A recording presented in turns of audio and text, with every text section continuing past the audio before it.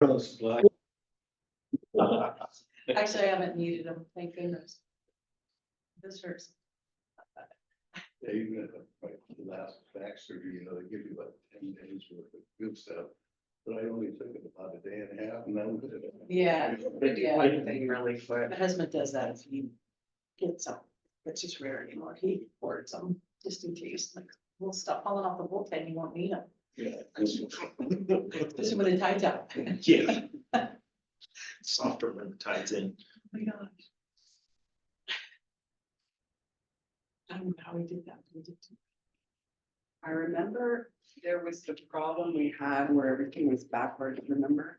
Yeah, And that was a setting. there's a setting in Zoom. I found it finally. It says mirror or not mirror. Don't mirror. Yeah, I know from here, but I can't find it. Under configuration. Yours is different. Under configuration. But this is right. What's true? I know, yeah. Oh, see, I just learned something from you about Zoom. Huh? I just learned something from you about Zoom. Oh my God. You're not in mirror, so Be mirror. afraid. Yes, no, leave it alone. Yeah. Yeah, that's fine. fine. So, Yeah, mirror. we'll be fine. Yeah, I just want to make sure that was right. it drives me crazy. I know. Not easily irritated. Okay, what else? Do you need anything else? Just make that. I think that's. Oh, so you're either over here, I like to lay it on there. Fair enough. I don't hear One you talk. talk that. That's just. There's usually no good line. There's no. And then. Maybe I'm thinking the ones that wheels have. Damn right. I'm in front of them. I'm hoping it happens. Years. I would say that. You said No, it's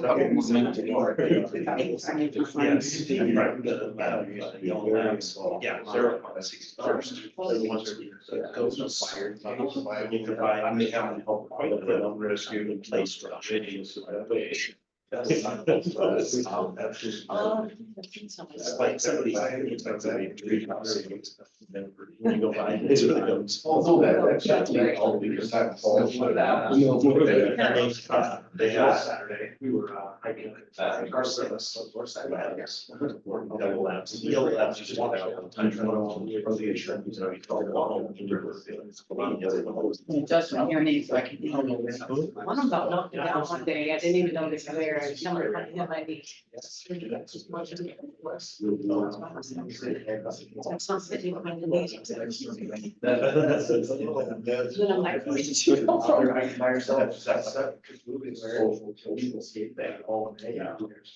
just excited. Yeah. It was adjusting my hearing, so I could hear everything.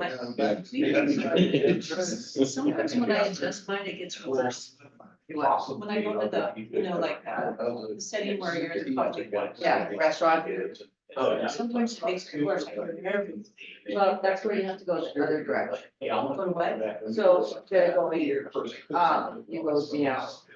Oh, just. So then it cuts out the background noise Okay. and you can hear. Mine's called Easy Line. Oh. That coffee. Did you get new ones? Just right. Like Costco. Mine's on the ground. It's on like Yearly. obviously you can see so you don't have to.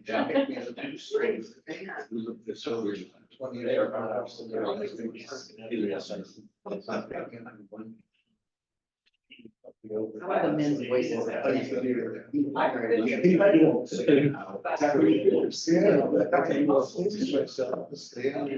I got. Hi, Gail. Yeah. Go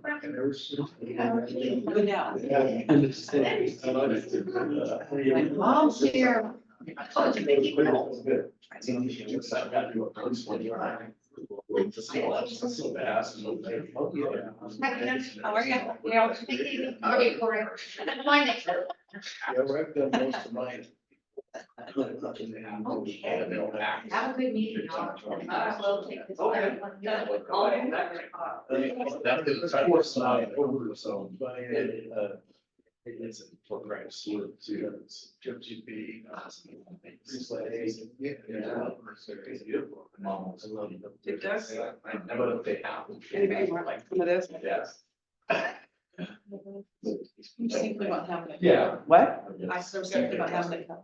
I always. I'm making more, Okay. but there's just a little left. Wait. It's always better when no one shows up. Kind of like- Yeah, it's our mission is still to do this. There's want to and have to. Yes. It's the same, it's not the same.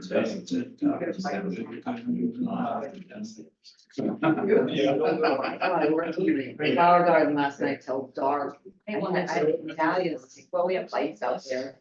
Come on. It's But not that's versus. Just like, Well, no, it's not shining there the lamp till- down, it started to drizzle. Oh. It's like, if I get each bed done, Like, I put 3 down every month. Yesterday. Oh, right. You know, so, but I still have like 3 in the sweat, and then all the, most of the outer beds, and a I, lot.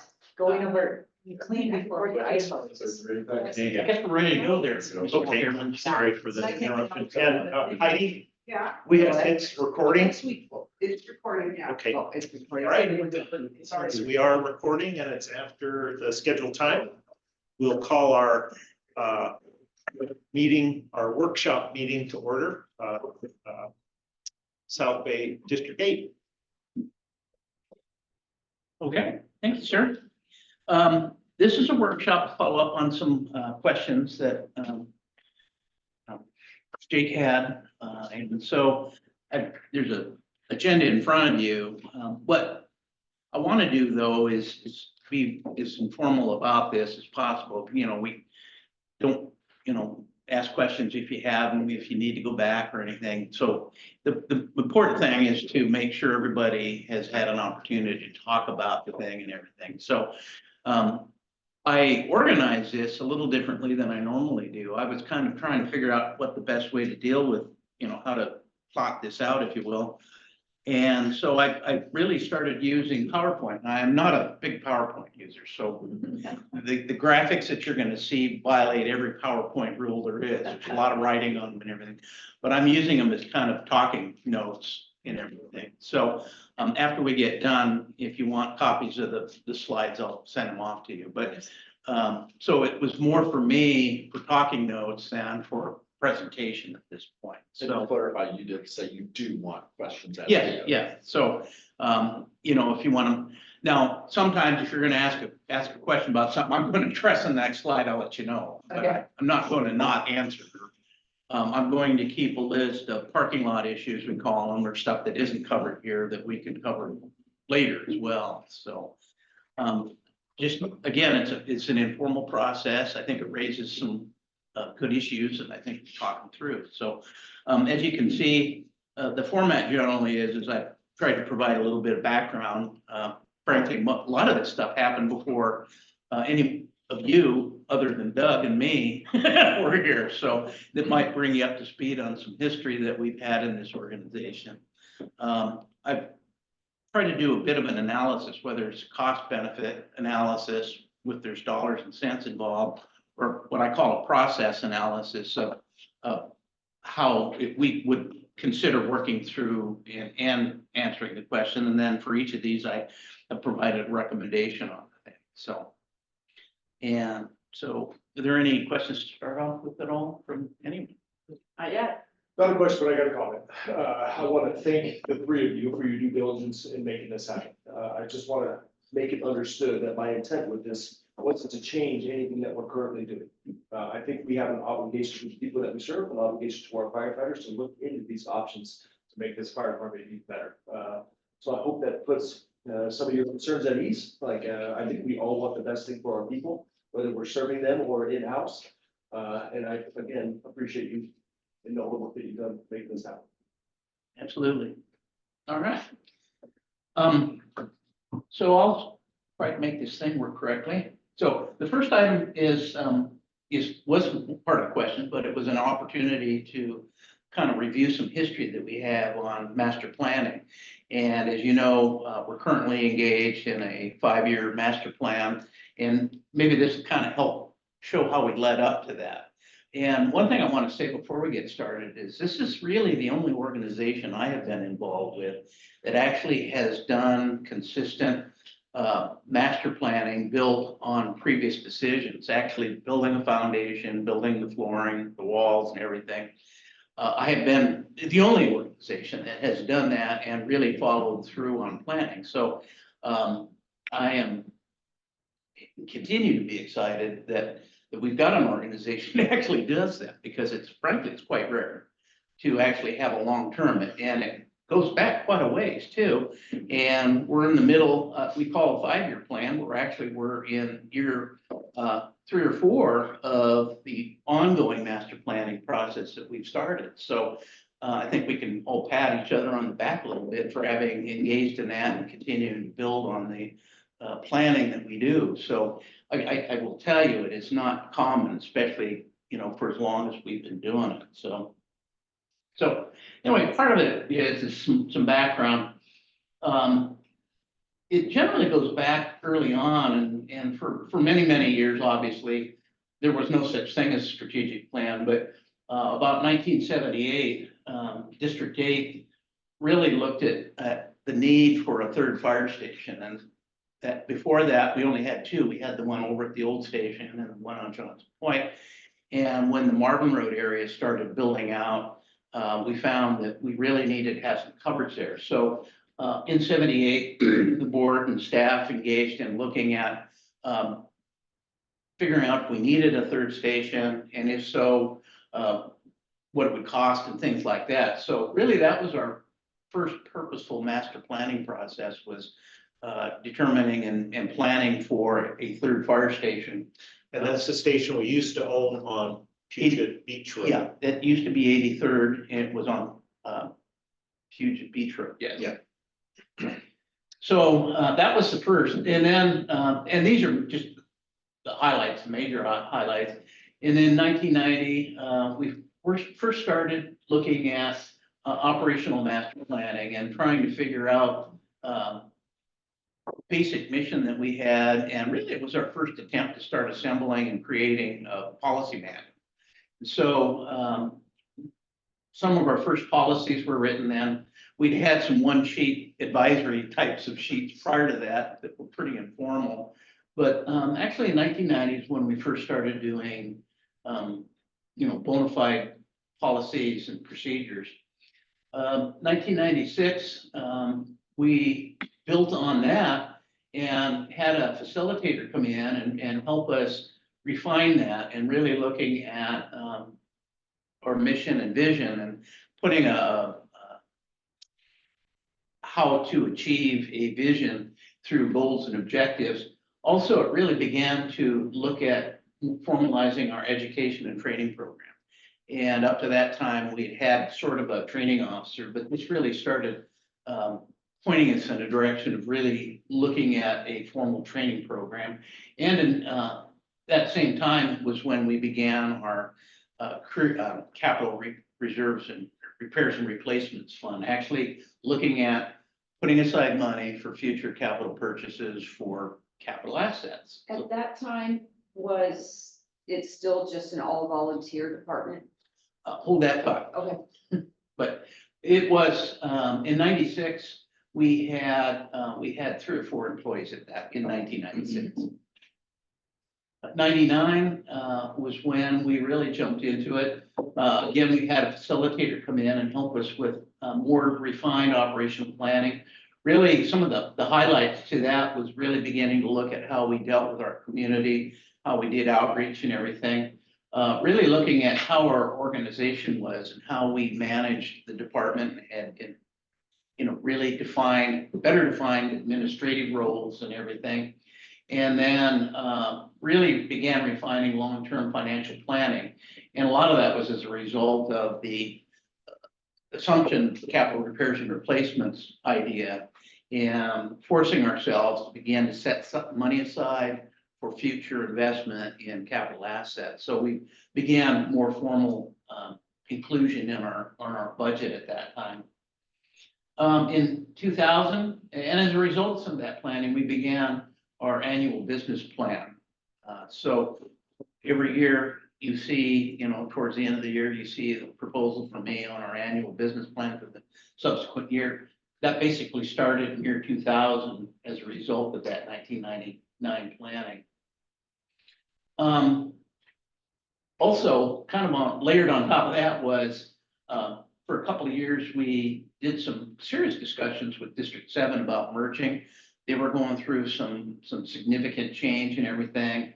Part of that, one of their options was looking at merging with us. So we looked at that for a couple of years and decided at the end of that time that it probably wasn't the right time to do it yet. So that didn't result in a merger then. Also from about 2002 to 14, we had pretty in-depth active annual workshops where we talked about the budget and everything with the board and staff. And the annual business plan was really developed through that process. And for whatever reason, it kind of changed where it was more of a staff-driven function. But that pretty much, for a couple of reasons, it just kind of discontinued from that. Actually, it was a good thing. I thought maybe that's something we might want to consider in the future as well. From 2008 to 12, we were really taking a look at our staffing needs. We were beginning to encounter some significant challenges in recruiting numbers of volunteers that we needed. We were still then very heavily dependent on volunteer staffing to provide incident readiness and response and everything. So a lot of work done during those periods of time, as well as back again in 2012, District 7 came back to us and wanted us to begin reconsideration of that. And ultimately at this time, then it did end the merger 2014. So one of the first things, the documents, and I've got copies of the documents here and I'll hand them out after we're done here, but was our document called Emergency Service Integration Plan. And I have to really put Milt Harper and Dick Small on laurel leaves for the work that they did to create that document. They really took the lead and really put it in a very detailed, very well done document on an implementation plan for the merger. And it talked about, and this document was produced before the merger, by the way. So it talked about the planning process involved, what sorts of things needed to happen during the merger. It talked about a common vision and desired outcomes between the two organizations. It defined policy, adoption and policy and how decision-making would be done. It also talked about community connections, and both departments had different ways of doing that. And there was some discussion about how to unify those functions and so forth. Another kind of a very important discussion was about IR&R. And again, both districts had different ways of approaching incident readiness. And there was a discussion on the standardized system that we would choose to adopt as a merged agency. Personnel development and volunteerism. Again, at this point in 2014, both departments were very heavily dependent upon volunteer incident readiness and response staff and how that would be dealt with and so forth. Facilities and apparatus, what equipment, an inventory of the equipment, facilities, and vehicles that we have for both agencies. And how to standardize. Well, and yeah, do we need they were six of really everything? Yeah, and there was not a lot of standardization, I would tell you, so there was a discussion about that. Financial management, District 7 had a different philosophy than District 8 had on how to manage finances and everything, and so that had to be reconciled as well. And then finally, how to administer the whole thing. So the document is included in this packet I'll hand out. But it was very well done and was an excellent tool to help us do as reasonable a merger process as possible. And if anybody's been through a merger, I mean, they're bumpy roads, but this one really helped smooth it out quite a bit as far as I'm concerned. So that was a significant item in our history of planning. Some of the other post-merger planning we had is that we followed up after the merger and began to normalize the new organization a bit. We hosted a series of facilitated workshops where we brought a lot of people in. Like we had 22 members that were involved in those sessions. We had the spectrum from our elected officials, we had career staff, we had volunteers, and it was a facilitated series of workshops where we talked about what our reasonable capabilities and capacities were for staffing, not only historically, but in the future. And again, we're looking at the issues of increasing or decreasing availability of volunteer staff and potentially growing dependence upon career staff. And so that was talked about at length. And so we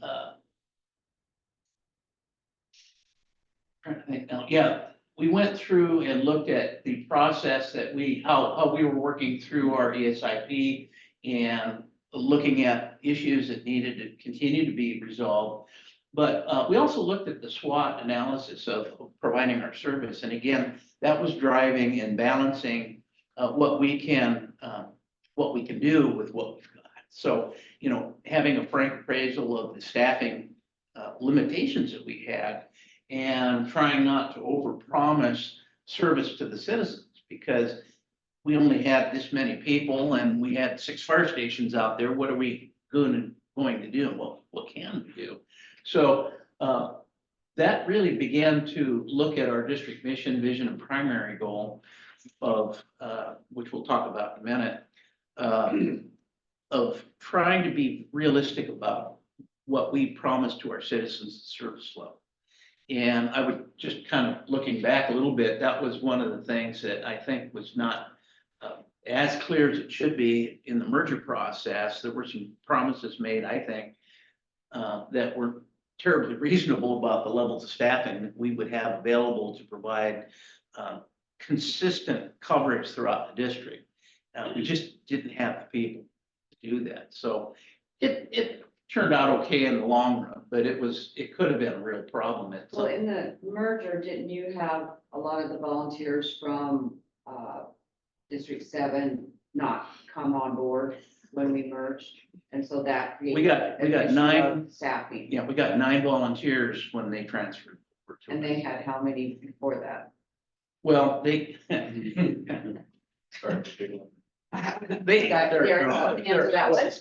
Derek, what? Derek, There was a clerical error, I'll put it that way. About 9 people were over, but on the books, there was a lot more, but it was just names. yeah, just name. So people who had been They were just on the book. but never got written out. And, yeah, and that list or those names that we were sort of referred to during this, are we merged? Yeah, now we're merged, during that discussion and build up to it, they referred to that list. And there was I remember a number like 25 or something that 40 at one point. or 40, yeah, that they were gonna bring. When we tried putting people on the schedules. Hello? Yeah. Okay, well, you're not a member then. So that was part of this whole process, is realizing how many Strong. viable people we had to provide the service and everything. So one of the results of all of this was really looking at, you can eat the elephant one bite at a time, is how can we achieve where we need to go now that we kind of understand what our capacity is. So we chose to do a phased approach to the master planning. And the first stage would be to really determine what the community's risks were. What are the needs? What's the potential fire loss out there? What kind of things are we seeing for emergency medical services being called upon? What, you know, those sort of things. What's the true risk? What are we going to be asked to respond to in the future? And then, like I say, determining what staffing levels that we need to address that risk. And how many people do we have and can reasonably retain to fill those seats as well. And then after we've done that, and that was under phase one, and we'll talk about that in a moment. And then after we've determined that, then we could determine how do we deploy those people? You know, at that point, we own 6 fire stations and a training center. Where do we put these people? You know, what equipment, what vehicles do they need and everything? And then in phase 3 really was fleshing out, okay, we know what our staffing capability is. We basically know where we need to deploy those people to meet our target levels of service. Now, what do they need to do that? What do they need as far as equipment? What do they need as far as training and funding and so forth? So we chose at that time to go to a phased approach, which is currently what we're still doing. So phase 1, like I say, primary looking at staffing, and this was back in 2017. But the result of this process was to provide for consistent round-the-clock staffing for a 2 fire station model. And as a result of the planning that we did here and in pre-phase 1, was determined that we could provide an acceptable level of service from 2 locations. So we knew that we didn't need 6 fire stations at that time. We knew that if we had 2 appropriately located locations, we could provide reasonably our target, you know, meet our target level of service throughout the district. The problem is our district's configured such that we've got a body of salt water right down the middle. So it makes it really difficult to staff with reasonable response time, less than 2. And then the second objective was agreed upon is to solve the current staffing challenges without undermining long-term volunteer recruiting and retention. And it was a recognition of the fact then that we were still very heavily dependent upon volunteer responders at that time. So we didn't want to, you know what in the nest as far as having, receiving, keeping volunteers to do that. And I recall, you know, just the discussions internally about how do we, start to make that change to more career staff. And it was part of also bringing folks over from District 7 as part of the merger too, is there an us and a them? No, there's only us, right? We're all us, no matter whether you're paid to be here or you're volunteer. You used to have a hat that said 8, you used to have a hat that said 7. And we actively talked about that. Yeah. Exactly. And had several of the career staff that I remember that really embraced that really made that work. Yeah. Yeah, that was an important point. As a result of that, and knowing that we were having more numbers of career staff, how did we want to use those folks? You know, what value could they add to the organization? And we really looked at then having those folks, because being here as a career, they're going to be here more, they're going to get more experience. Their expectations for their competencies would be, frankly, be higher than it would be for a volunteer. That the career staff as a body would help support learning organizations. So we saw it as a body of knowledge that could be shared with the volunteers that were frankly here less time and had less opportunities to respond to calls, that imparting that knowledge, experience, and training to our volunteers. So we really looked at that, and one of the important values with our career staff was being able to provide training and doing it on shift. And we'll talk about it a little bit, but prior to that, basically both departments had one night a week where all the volunteers came in, did their training, and then went home. And we found that as we were beginning to get more complicated and dividing ourselves into shifts and everything, that that wasn't going to work any longer. So training really needed to be provided at the point to where the volunteers showed up, whether for their shift or some form of schedule. And that we needed to have that body of people, competent people to provide that training. So that was one of the other big issues, was considering ourselves as a learning organization. This also talked about validation of our mission, vision, and goals. To do that, primarily that we will try to organize ourselves to meet the community's risk needs and essentially providing service within our target levels of service that we have established.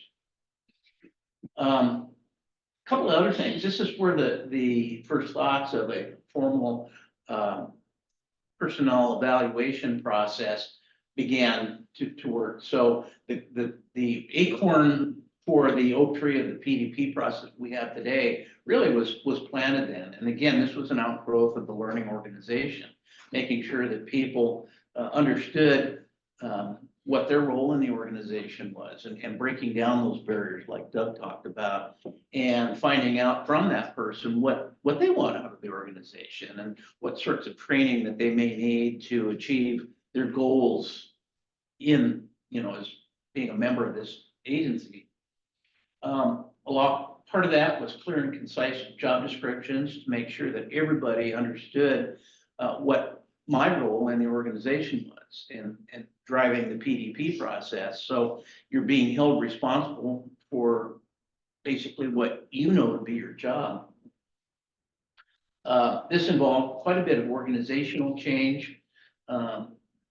This was really beginning to look at formalizing the shift system that we had both had to some degree prior to the merger. Really began pushing ahead on what a 2 fire station staffing system would be and so forth. And then continuing to have things in place to monitor, were things working, not working, that, and do we need to make changes to all of this? So some of this was, well, frankly, a good percentage of it was unknown ground for us at the time. So there was some, try something and either, some things fail. And then you go back and you try something different. So this was probably one of the most crucial periods in the history of the department is formalizing that merger and really looking at a whole different set of circumstances that without much guidance, frankly. The result of all that resulted in the phase 2 work. And again, so we knew basically then how many people we could expect to have to provide service. So we really looked then at how do we deploy them and what's necessary for that effective deployment. So as you can see there, it says we knew that our goal was to provide service basically from 2 stations. And we wanted to do it to continually meet our target levels of service. We verified the ultimate locations that we wanted for our district employment. And we recognized the fact that essentially none of the 6 fire stations were in a perfect location, including this one. That ultimately, if we were to chill down to 2 fire stations, where would they be? And so we decided that it needed to be a evolution at that time. And so the ultimate goal is to have 2 perfectly located stations. And here we are today with 6 of them. How do we adjust for that? And so ultimately, what it meant was we declared surplus and sold several properties that we didn't need anymore. We knew that those would not be effective locations for our plan.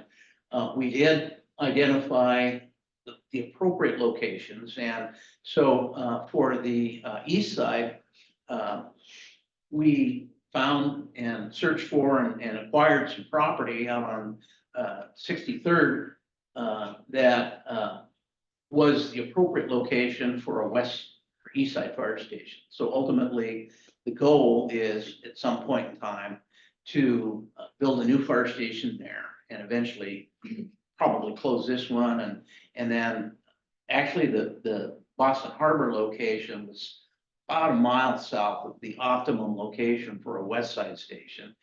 And during this whole process, we kind of came to the conclusion it would be very, very difficult to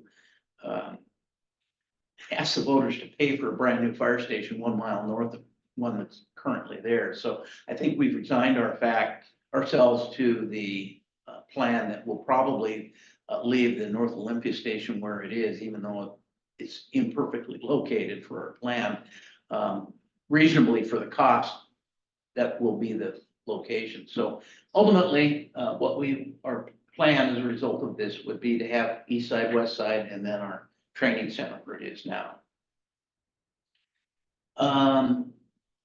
Looking at the consistent staffing. So the major trigger point that we needed to have was that we weren't going to pursue actively building the east side fire station until we are ensuring that we can adequately staff both stations.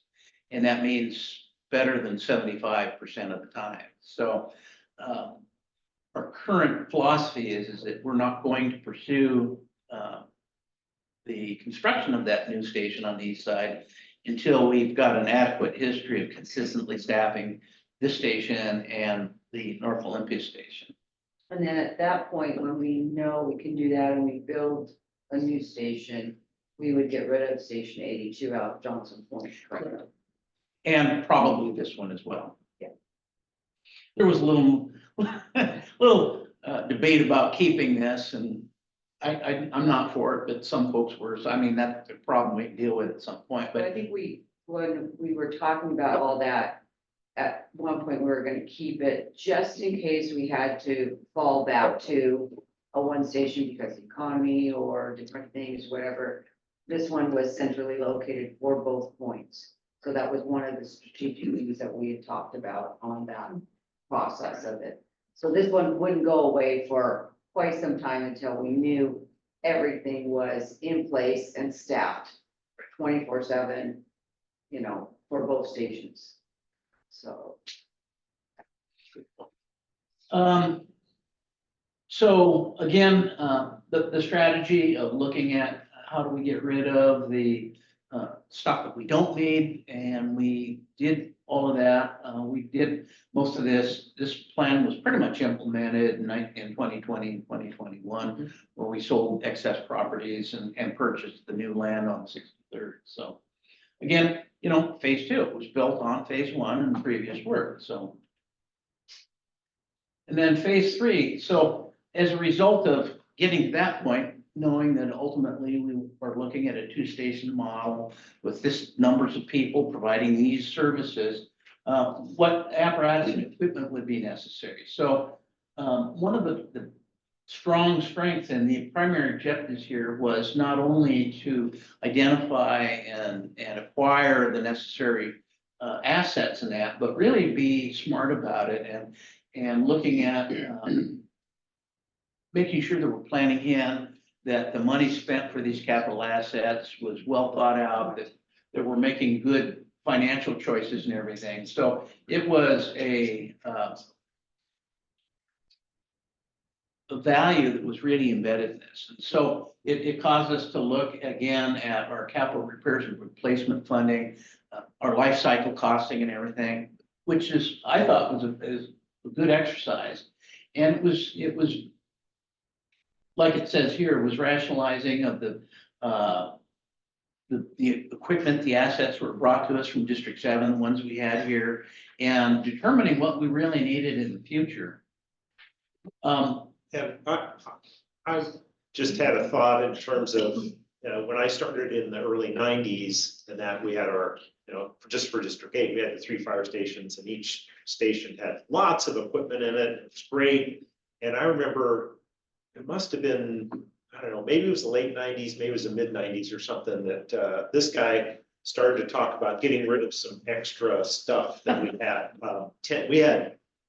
We had 3 fire stations and like 4 tenders or 5 tenders, and extra engines and all this kinds of stuff, and Camp started talking about, well, we should get rid of, and we'll have less insurance, less maintenance, less, investment in these pieces of equipment. And as a volunteer that was out there, I was assigned out at 82, and it's like, don't you dare take away my, this, that, or the other. How could you even think about doing that? And it's like, well, look, here's how much we'll save by getting rid of that, and we don't really use them if you looked at the, how often we roll stuff out. It's like, yeah, but when I go out to my station, I want to be able to get in my truck and go respond. So, yeah, we've been, and I was offended. That's a volunteer. That brings up another good point is, and Doug was here during that period of time, we really had station-centric departments. Yes. Even in South Bay, we had 3 little fire departments. And different philosophies, the equipment was different, I think, and the training. So we had a problem where we were dealing with 3 different little fire departments here. And it was strong station centric. We had separate chains of command at each station and everything. And at the time, it worked. I mean, it was just one of those things. But that was one of the transitions we had to make, was away from 3 little fiefdoms up there into. And we had the best station. Well, being a Station 82er, I would agree, so. But yeah, those sorts of things we had to deal with in our evolution, if you will. One of the things that over time also became apparent was that as the urban core developed and got more sophisticated, being an immediate neighbor to these areas required us to be a little bit more than just a rural fire department, which technically we are. And so over time, because of working with these agencies, Olympia and Lacey, and mutual aid commitments that we've made and everything, we found that we started to have to provide training to some of our folks that we probably normally would not have done for a truly rural fire department, maybe like Bald Hills or Bucode or somebody like that. So we had to start thinking about something that was greater than 2 stories from time to time, freeway things, commercial, industrial things that we would be invited to attend. Hydrants. Yeah. I laugh because, if we weren't in the urban core, we would have to have large diameter holes in our rigs, which we do. So we were, I won't say forced, but we agreed to accommodate those needs by really looking at what our commitment to mutual aid and working with urban areas was. And I think it's the right thing to do, and we did, but it was sort of an unusual driver for the things that we did, the things we bought, and how we do things. So that was really a significant impact on how we developed, especially at this period of time. Also, there was stronger movements in the after the 90s, the 2000s, and that of interoperability. When those planes flew into the Trade Center, that really pointed out the fact that agencies had to be thinking in terms of interoperability, because it was really pointed out then that there was a lack of it, even in New York, believe it. So there was a big drive to look at interoperability, and then looking at like I said before, the sorts of things that we need to do is regarding mutual aid.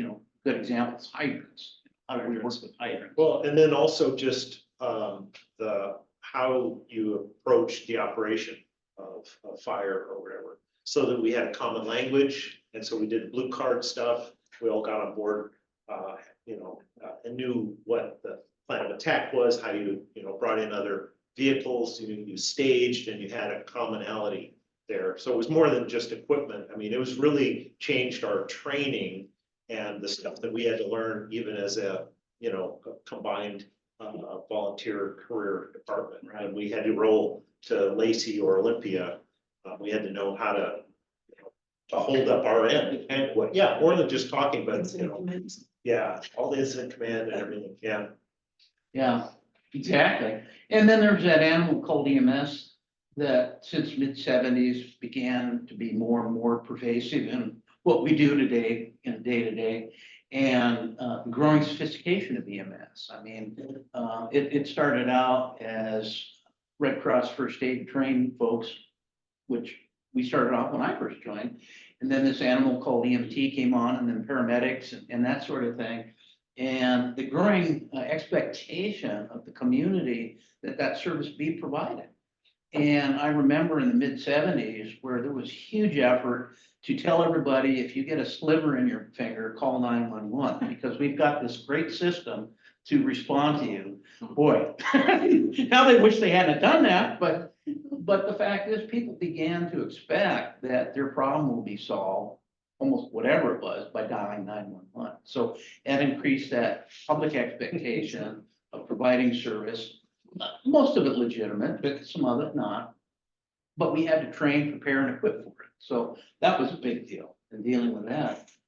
And then this animal called wildland urban interface. Now, you've got a flatland fire chief who doesn't like wildland urban interface, and for many, many years refused to acknowledge that it was a problem in our district, which typically it was not. If there was any threat, it was probably 20, 25 years ago in areas where now there's a lot of housing, or subdevelopment. And that problem basically, I thought, went away until about 3 years ago when this animal called climate change started changing the community risk that we have. It's not a problem in Washtuckna anymore. It is a problem in Thurston County along the interstate corridor, and we have to prepare to deal with it. So, how does the district handle that? And we're having to embrace that now. And then, of course, everything else it takes to do that, having the people, having the training, having the logistics, and like I say, of course, having the money to pay for all of this sort of thing. So that was discussed in that phase 3 and given an approach. Now, these phase 3 master plans that we're talking through are the master plans that we're updating this year. So each of the managers, branch managers, are updating their appropriate plan. So like, for example, this one, Chief LeMay is in charge of updating this plan as well, bringing it up to the 2025.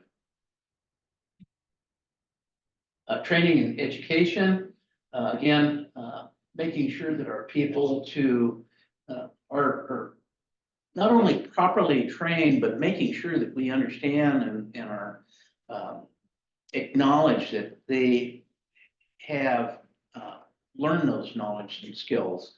And so they have to perform some level of competency so that we can make sure that they're training. It's not just so much spilling it out and providing that training, but ensuring that they have received it and are knowledgeable and able to perform those essential functions that we have.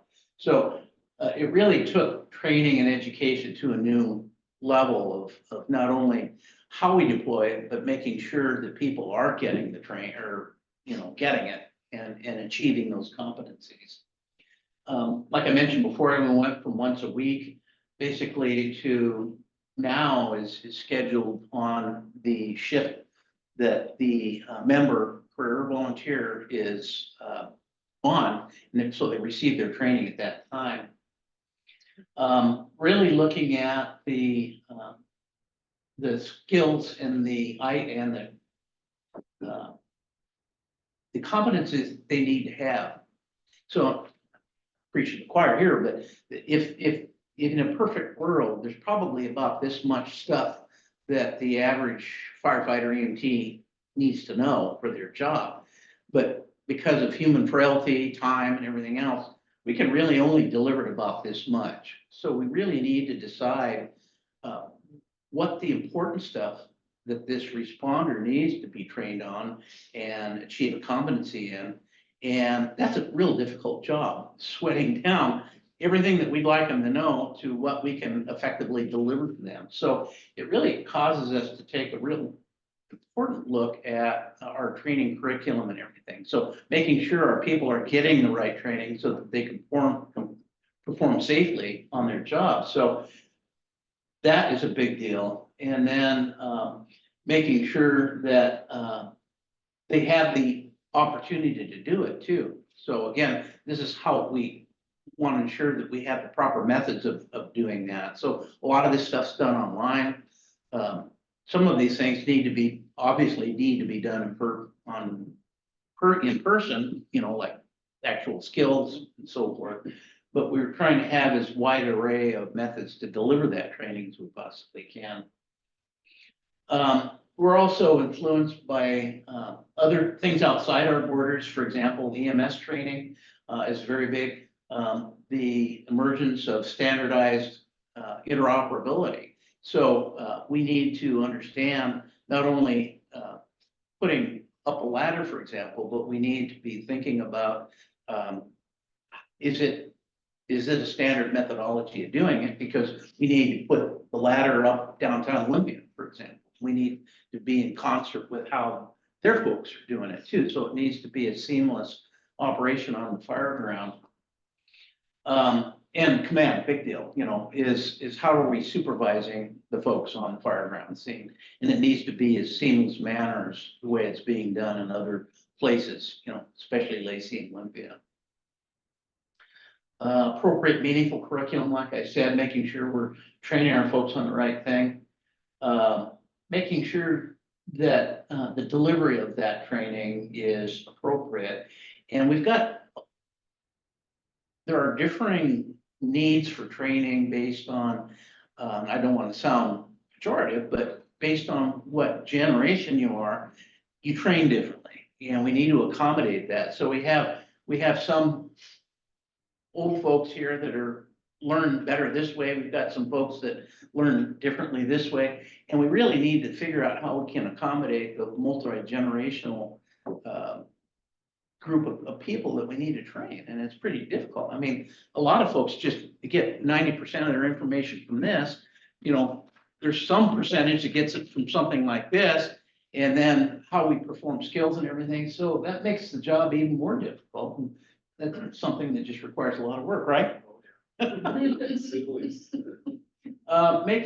not only that, but making sure that we adequately document it. Unfortunately, we live in a litigious world, and it's important that we make sure that our record keeping, for all the right reasons as well, but for big reason is that we have, litigation risk and everything. If something goes wrong, making sure that we can prove that the person has been appropriately trained to do that and so forth. So again, that's a big deal now, is making sure there's adequate documentation. And then, like I say, the proof is in the pudding when the member can prove that they have that competency and everything. So making sure that we're doing some form of performance testing. And then basically the last thing is our annual business planning process. So we do have a business plan for 2024.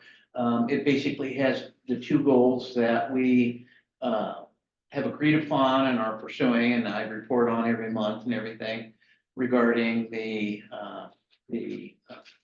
funding for the two fire station 5-year master plan. And then goal 2 is really the review and update of those phase 3 master plan documents that I talked about. It also talks about, of course, our revenue, staffing, and then the projects that we have. And then, well, you've all seen the annual business plan. So really, this is the last major planning document that we have dealt with. So that's master plan. Great. Any questions at all? Just a quick bathroom One break. a quick break. Sure. I was gonna say, can we pause recording? Or, Yeah, absolutely. yeah, just pause that and we'll be back in, let's say 12 minutes. Oh, yeah.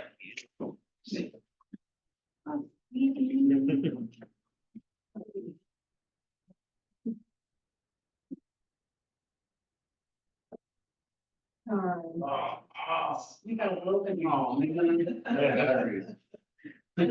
I thought, Yeah, those are definitely. Okay, we're at 10:30. We're coming back after a comfort break, and we'll be moving on. Okay. Reallocation of funding from volunteer program to career staffing program. So, So we're starting now, we're making transition now into the various topics that for consideration. Yeah. Before we move on to that, so let's just talk about one of the bigger motivators that you had to consolidate resources, combining the two workers, so 7 and 8. Common practices and common services for our members, common terminology, common apparatus, more efficiency of a run card. So it felt like, I know there was a lot of hiccups, and just listening to you talk about it and hearing everybody here that was part of that, I think there was a lot of bumps in the road. But after it was all said and done, the people that we served had a lot more benefits, a lot more value of the consolidation because of merger. I think so. Safe to say. Yeah. Okay.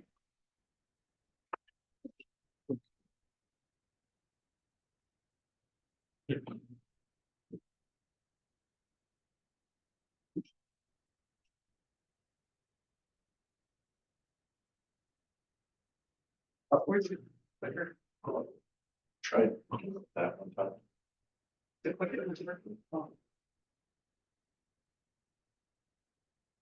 The TV touching. With you. Is that you or me? All right. That's what. Okay. Wake it up sometimes. Wake it up. Okay. All right. Again, starting off with a little bit of historical background on it. As you might guess, and we talked a little bit already, was that 7 and 8 came from a totally volunteer environment. I mean, that's when they were both formed. It really truly was a group of neighbors that got together to put this whole thing together. And so the general philosophy for both was that even when career folks started appearing on the horizon, that it was still a volunteer department, but the career staff that were here were basically here for a reason, to do a certain job and everything. But generally, it was still a volunteer, primarily a volunteer incident readiness response force. And so one of the seminal moments was one of the characteristics of that, and again, when I joined, the fire chief and ultimately the staff were elected by the membership on an annual basis, at least it was here at 8. And that continued until surprisingly late in the mid-70s. So finally, the board figured out that maybe we should be hiring this person rather than the membership electing them popularly. And I would admit that some of the choices probably weren't terribly good from my experience, but ultimately it became a board responsibility to appoint the fire chief. In 1996, as I mentioned earlier, we began formalizing a duty officer program where we were at least ensuring to some degree that at least one person in the district was be available to respond on a call should it happen. And one thing I might add is for many years, one of the monthly reports measurements that we had is the number of times that we had to be toned more than once to get a response force. And sometimes it was none, and we ultimately had to have Lacey or Olympia step in and cover the call for us because we had nobody here. So fortunately, we don't do that anymore. Nobody, rolling out of bed or something. Something. I mean, during the day, there may have not been anybody here locally. So in 2002, we started a ship commander program, if you will. We provided a vehicle for them and everything, and it helped somewhat. And then the actual volunteer ship program began in 2002, when we assigned home-based volunteers to keep the ear open for the plectron to go off if there was a call and everything. And so instead of saying you're 24/7 at home, take these little bits of time and make yourself more available you know. Well, and that was the emphasis too, to have, so we developed the 9 shifts and we said, we've got a location with bunks and barracks basically, and we want to start having people be able to respond from here. So you had a shift officer and you had responders that would respond from this location. And part of it was the stipend was different if you, I'm gonna stay at home and roll out of bed there versus come down here. And there was a little more incentive, you know, because you were trying to get, a cadre of people that were gonna roll out and be ready to respond right away. That's the And- point, it wasn't mandatory that they. It wasn't mandatory, but there was an incentive to do it. And I remember, oh my gosh, that was a big hairy deal. Like, you're gonna make me go down to or stay at the station all day long on a Saturday or whatever, when I'm otherwise gonna be, you know, because the volunteers all had a job somewhere, 9 to 5, basically Monday through Friday, and Saturday and Sunday was when you were with your family, you were doing your yard work, you're doing this and that, and yeah, I mean, there was some people that were just outraged. Yeah. That was gonna be the expectation. I was not, but I lived next door to somebody who was. That was a big deal. It was a big deal, That was a but- sentinel moment in history too, yeah. You know, again, it was quite late in the process that actually career folks started showing up, and at District 7, it wasn't really until about 2004, and then in 85 for us, we hired, the first person that we hired really was hired to maintain the trucks and the facilities and everything. And that was his job. Actually, it was a civilian paid job that person actually was my father, but he was also the volunteer fire chief. So he wasn't a paid fire chief, but you know, if he's turning the wrench and the flat gun goes off, he becomes a firefighter then. And it worked for a while. It had some level of assurance. We had somebody available. And it was also a better way of making sure that our vehicles were prepared to respond, because before that, it was just, you know, volunteer help. Well, we'll come in and wash the truck and check the oil and everything, and that may or may not even get done. So, some level of progress. Then ultimately, the board started hiring appointing fire chiefs, and then started hiring them as a career person. And that happened in 2008 at District 7 and 1999 here at District 8. And then over time, the equilibrium with volunteers and career adjusted over time. But for volunteers, for example, and again, the demonstration of the impact of reduced ability to get volunteers. In 2015, after the merger, we had an average of 70 volunteer FTEs, and that was a combination of both departments at that time. Last year, we had an average of 27. And we'll talk a little bit more about that. COVID speeded that up. Oh, yeah, hold that thought. And last year, we had an average of 2.4 volunteers on each shift.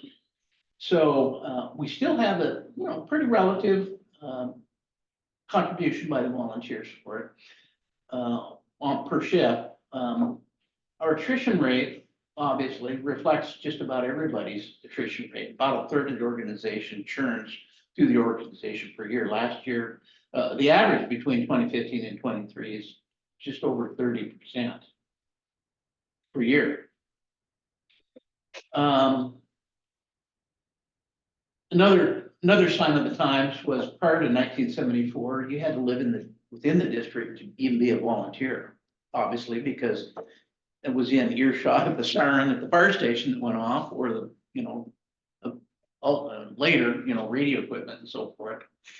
Prior to that, about that same time, there was actually no recruitment strategy at all. It was just who you knew, you get your family in here, or KO somebody. And when it's interesting, when our family moved out to Johnson Point in '72, one of the first visitors was a volunteer that lived out there that didn't recruit us, he shanghaied us. I mean, basically, he walked us up to the station, here's a key, here's your helmet, this is how you start the truck. Now you are a member, that's about it, seriously. So, Shanghai was an appropriate method of getting volunteers at one time, so. We really, after some evolution in that, we really started looking at volunteer programs and understanding you couldn't go around Shanghai people anymore, so you had to make some motivation for somebody to be a volunteer. So we started looking at that, and are there things that we can do to attract people to be a volunteer? And then again, another result of evolution was that as calls increased and the cost of doing things increased, there was a growing need for administrative support. Somebody had to write checks, and somebody needed to manage payroll and things like that. And part of that, it was all volunteer. Somebody would sign up to do that function. And so, again, that was something that we needed to look at. One of the things that it was a really, really tough lesson and took a long time to learn was that for many years, we would fight the notion that we bring these volunteers in, we'll train them, and pretty soon they're off, leave, and for whatever reason, but over time, it became more and more that we would train them and they'd go find a job as a firefighter. Doggone it, and we're spending all this money truly being a farm club and try to fight it, there's talk of having agreements that you couldn't leave and stuff like that. Absurd. So finally, we recognized the fact that, well, there's nothing we can do about it. So how do we benefit from all this? So we finally changed to a philosophy of saying, we know that there's a high chance that we're going to spend money on this person, we're going to train them and that, but they're going to go out and get a job and leave us. So to try to recover some of that stranded investment, we said, well, we just accept the fact in our model, and try to keep them for a reasonable period of time, 2, 3, 4 years or whatever, and get as much out of them as we can. And so instead of trying to buck all of this, we tried to accept it the best we could. And that was a hard change going from one to the other. I imagine Doug can remember a lot of the arguments and discussions that went on at the board level about it at that time. But ultimately, it had to say, we'll build a philosophy that can embrace, understand, and at least accept the fact that there might be some stranded investment with the person. And I think from my own perspective as a volunteer, once we started having more folks, that we came in, they became part of us, we knew who they were, and they were part of our organization, then they went and got a job. And then we had those opportunities where we were engaged with the medics or with the other fire crews and Lacey and Olympia and that kind of stuff. For me personally, as a volunteer, you didn't have that many repetitions. So every time you connected with those folks, it was it was almost like a stranger, okay, we're in the same business, but maybe I recognize I can't remember your name, this and that. And we had these people start moving off. And then when we went on events and it was like, oh my God, Jake, thank God it's you, buddy. We've got that strong connection that we built over the, couple years, 3 years, 4 years you were here. For me personally, I really felt that was such a benefit that when we met on the scene with another department and we had those people that used to be volunteers here, it was just so comforting that there was, such a good way to do things. That, was kind of the opportunity or the benefit that, that our department got out of that. Well, and to the point that Doug makes, we started taking pride in the fact of producing alumni, if you will, that were out in these jobs doing these things. And a lot of them came back. I mean, we remembered and appreciated the fact that we got them their start in that. So I think we turned it from a bad thing that we fought to it's reasonable, good thing that we could do. I went over to the 75th event that Lacey had. And I saw some faces and folks over there that had used to, you know, started out over here that I'd forgotten about because it's been so many years. It's like, oh, yeah, so-and-so and so-and-so. Yeah, it was awesome to see those people again. Yeah, and you know, we're not isolated in all this. I mean, this is a trend throughout the country. And not only just in the fire service. I mean, if you look at your church groups and your PTAs and your Rotaries, Kiwanis, you name it, there are organizations are having a hell of a time getting and retaining active volunteers in their organization, and fire, no different.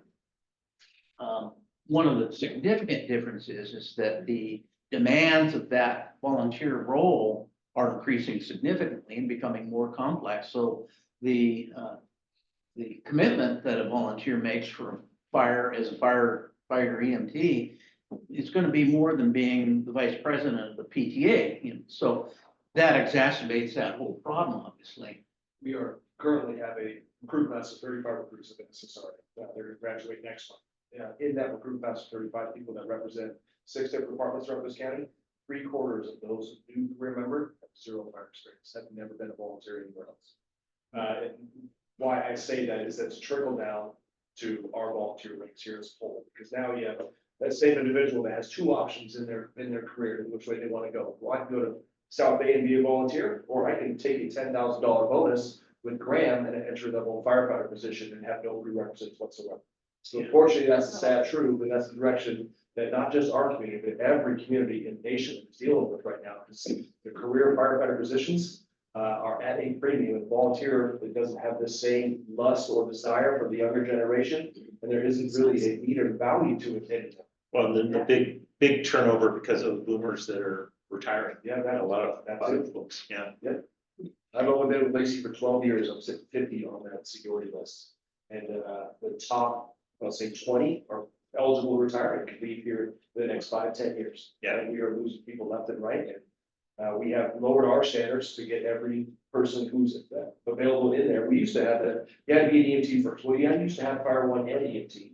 Well, and that made our pool really shallow for the people that we could interview. Well, let's just get rid of all of it.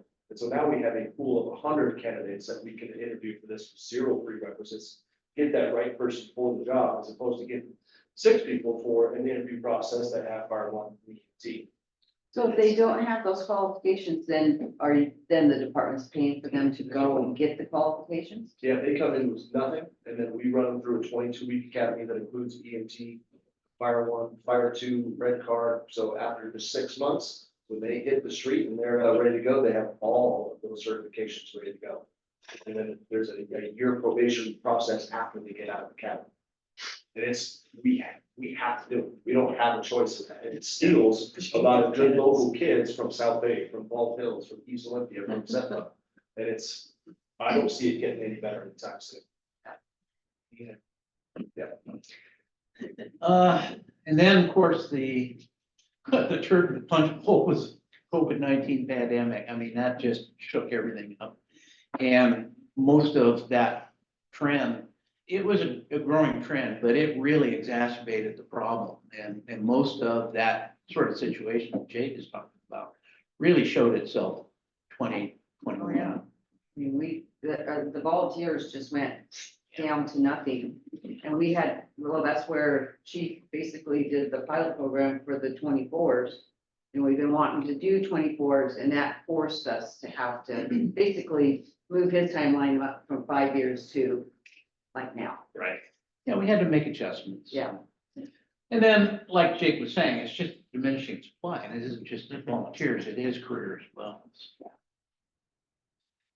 This is just a graph showing, and you've seen this before, but over the years since the merger, you can see that top number just shows the trend. I mean, that's, the numbers are going down.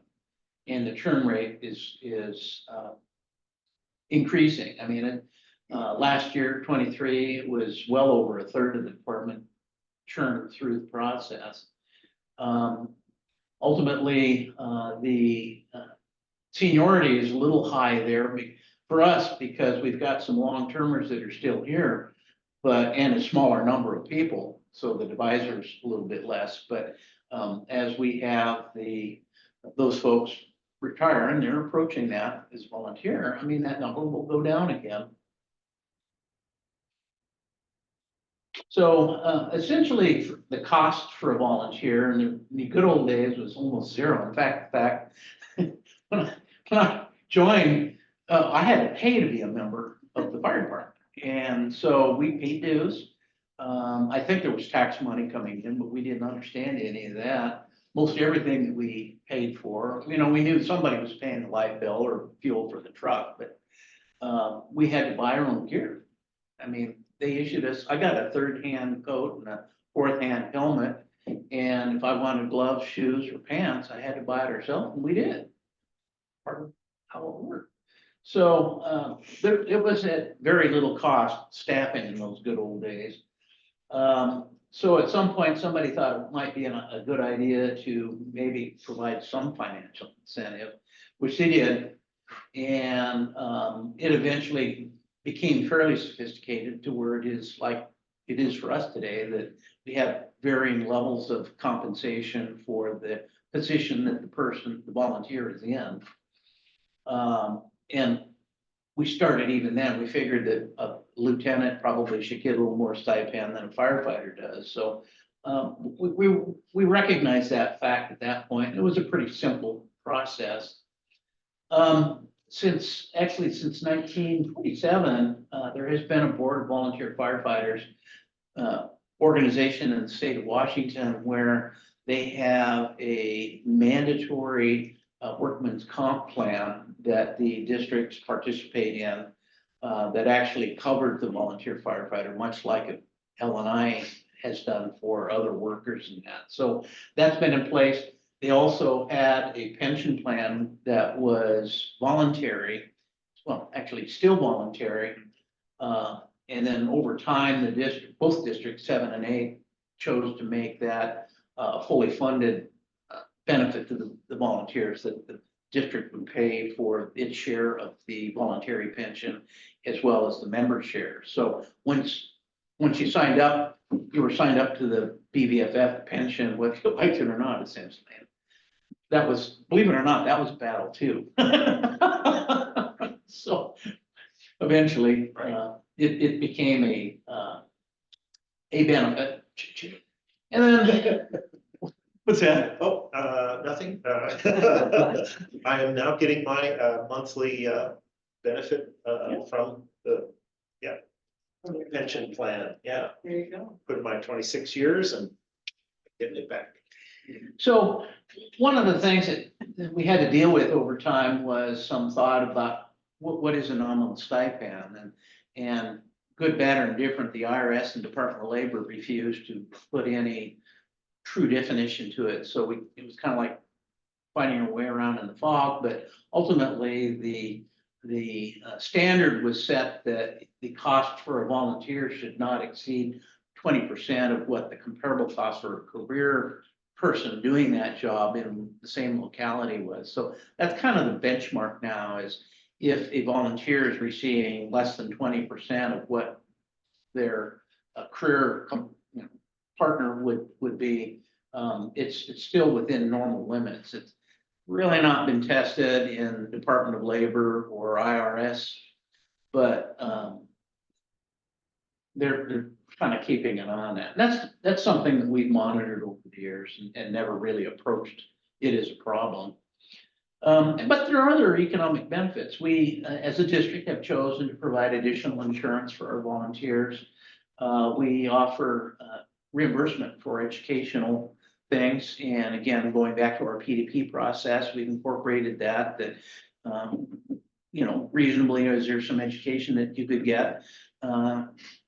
If you want to do that, we'll pay your tuition and if you know. Doesn't that education have to go towards fire? Generally, yes, it has to reasonably be within what the fire department could benefit from. Yeah.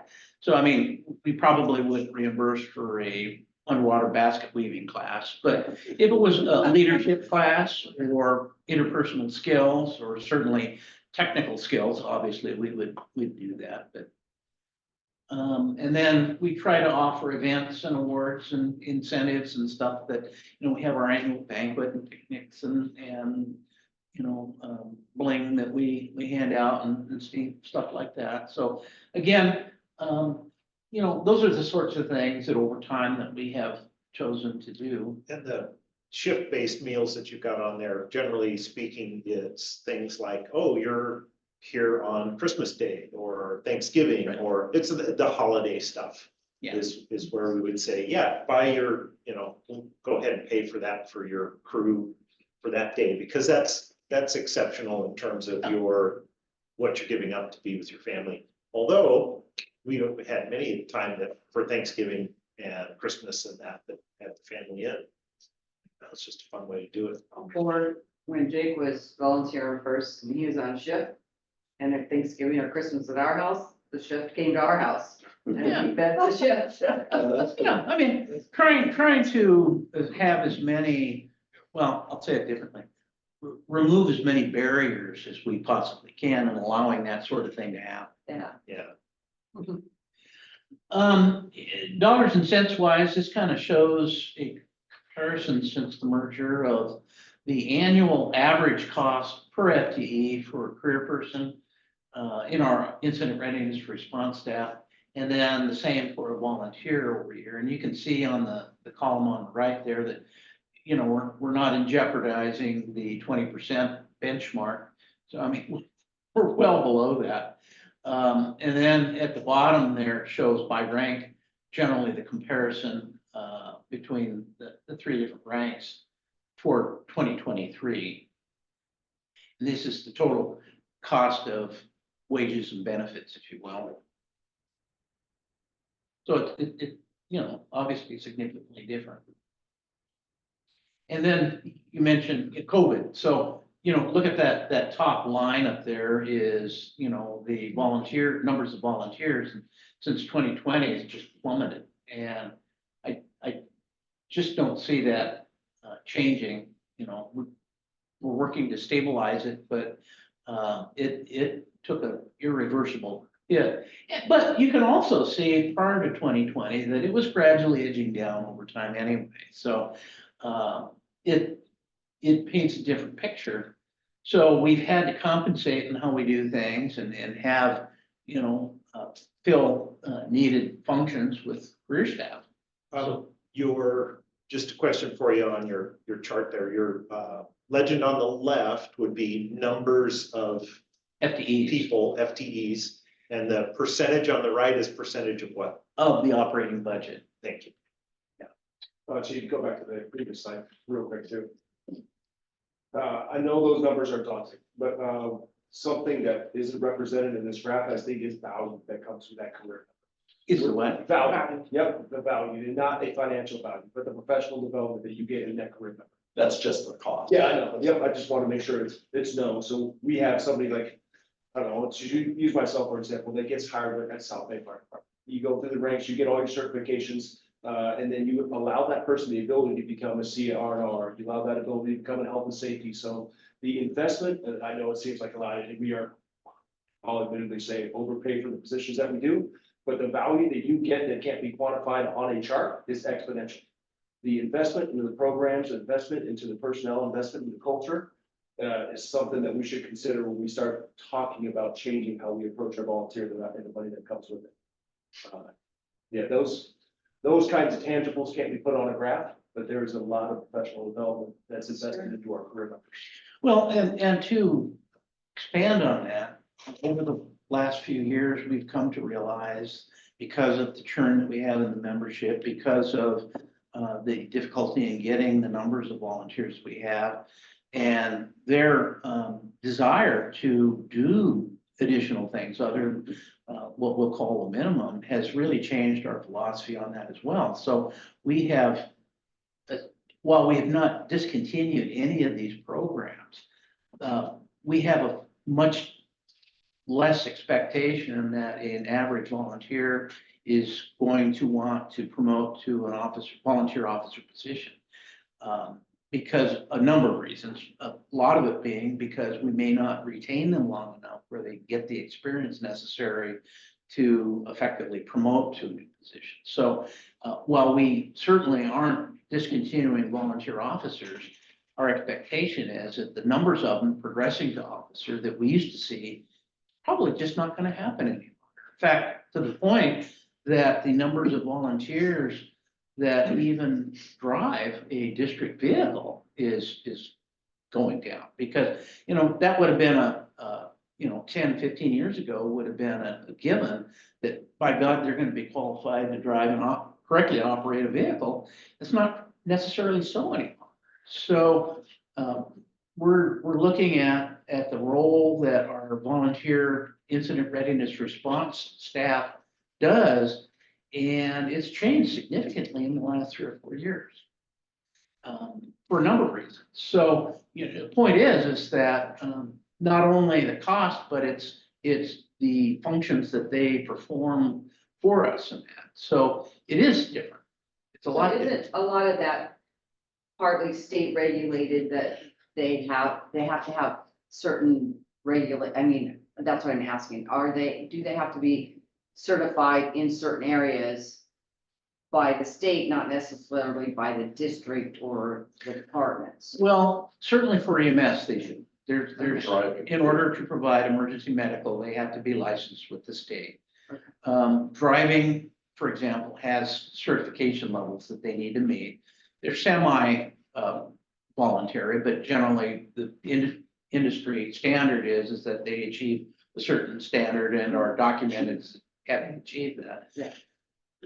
Part of that is a liability. If you don't have that documented, they get in an accident or do something, then the district's held liable for that. Yeah, So. well, that goes back to the training. I mean, one of those things that I mentioned was Yeah. making sure they're adequately documented as well. And a lot of the volunteers don't want to get that training. They just want to be able to come and they want to be able to drive the big red truck and not realize what is involved to drive a big red truck. They don't even want to drive the big red truck.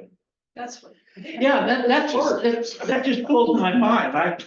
That's why I joined, you know. Yeah, drive the big red truck. Another layer of that as well is, you have that continuous revolving door of volunteers that come in here, and we'll just say on average, you keep for 6 months a year. Well, that entire crew that can be career volunteer has to train that whole team every single time. And it's the same training year in, year out, which inhibits the career members to professionally develop themselves for other things that they're interested in as well. Because they're always concentrating on keeping those certifications and compliance up with all those new volunteers. So there's a lot of layers that comes with reality too. Yeah. Yeah. So, yeah, point is, you know, this is just surely looking at it economically. So, you know, taking a cost benefit analysis, which is again using numbers, and using 2023 figures, it's not only just the labor and the benefits, but there are spin-off costs like making sure they have appropriate equipment and training and so forth. And there's a given cost to that. So in 23, the average cost per FTE for a career person calculates up to a little over $3,000 per person. And for a volunteer, because of the churn for an average FTE is higher because you're having to do it more frequently. So that's up to about $4,200. So what that does for the average annual FTE cost for a career person then ultimately equals about $169,000.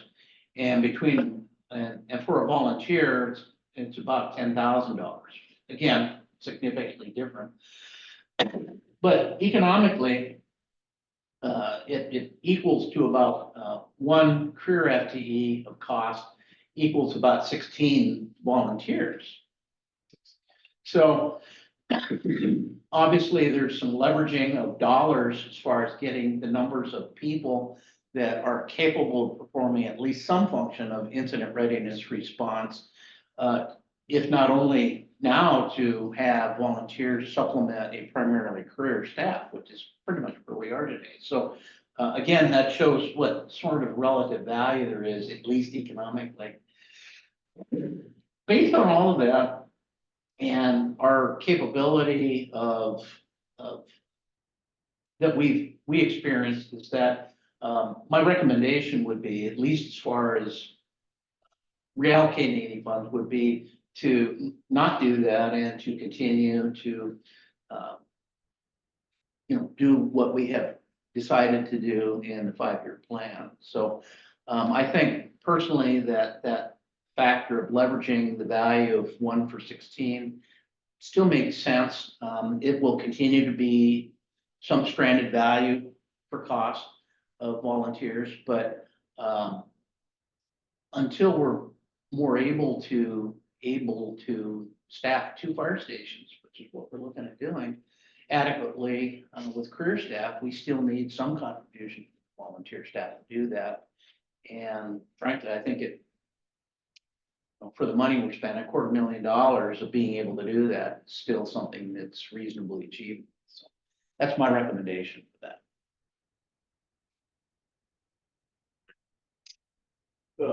All right, no, I agree. We have a plan. I'd like to stick to that plan, but I also want us to consider taking a fraction of that money that we've allocated to that volunteer program and put that back into our general, keep that as a line item, so we can build towards FTE positions in the future. I think it's an option that we should look at. I think we, just rough numbers and looking at the budget, we spend about $500,000 a year on the volunteer program. Correct me if I'm wrong. Ish. Yeah, $250,000, or just, Yeah. you just said $250,000, $250,000? 200 some thousand. yeah, 270,000, I think. Okay, so we just took we'll just say $50,000 away from that and put that back in the general.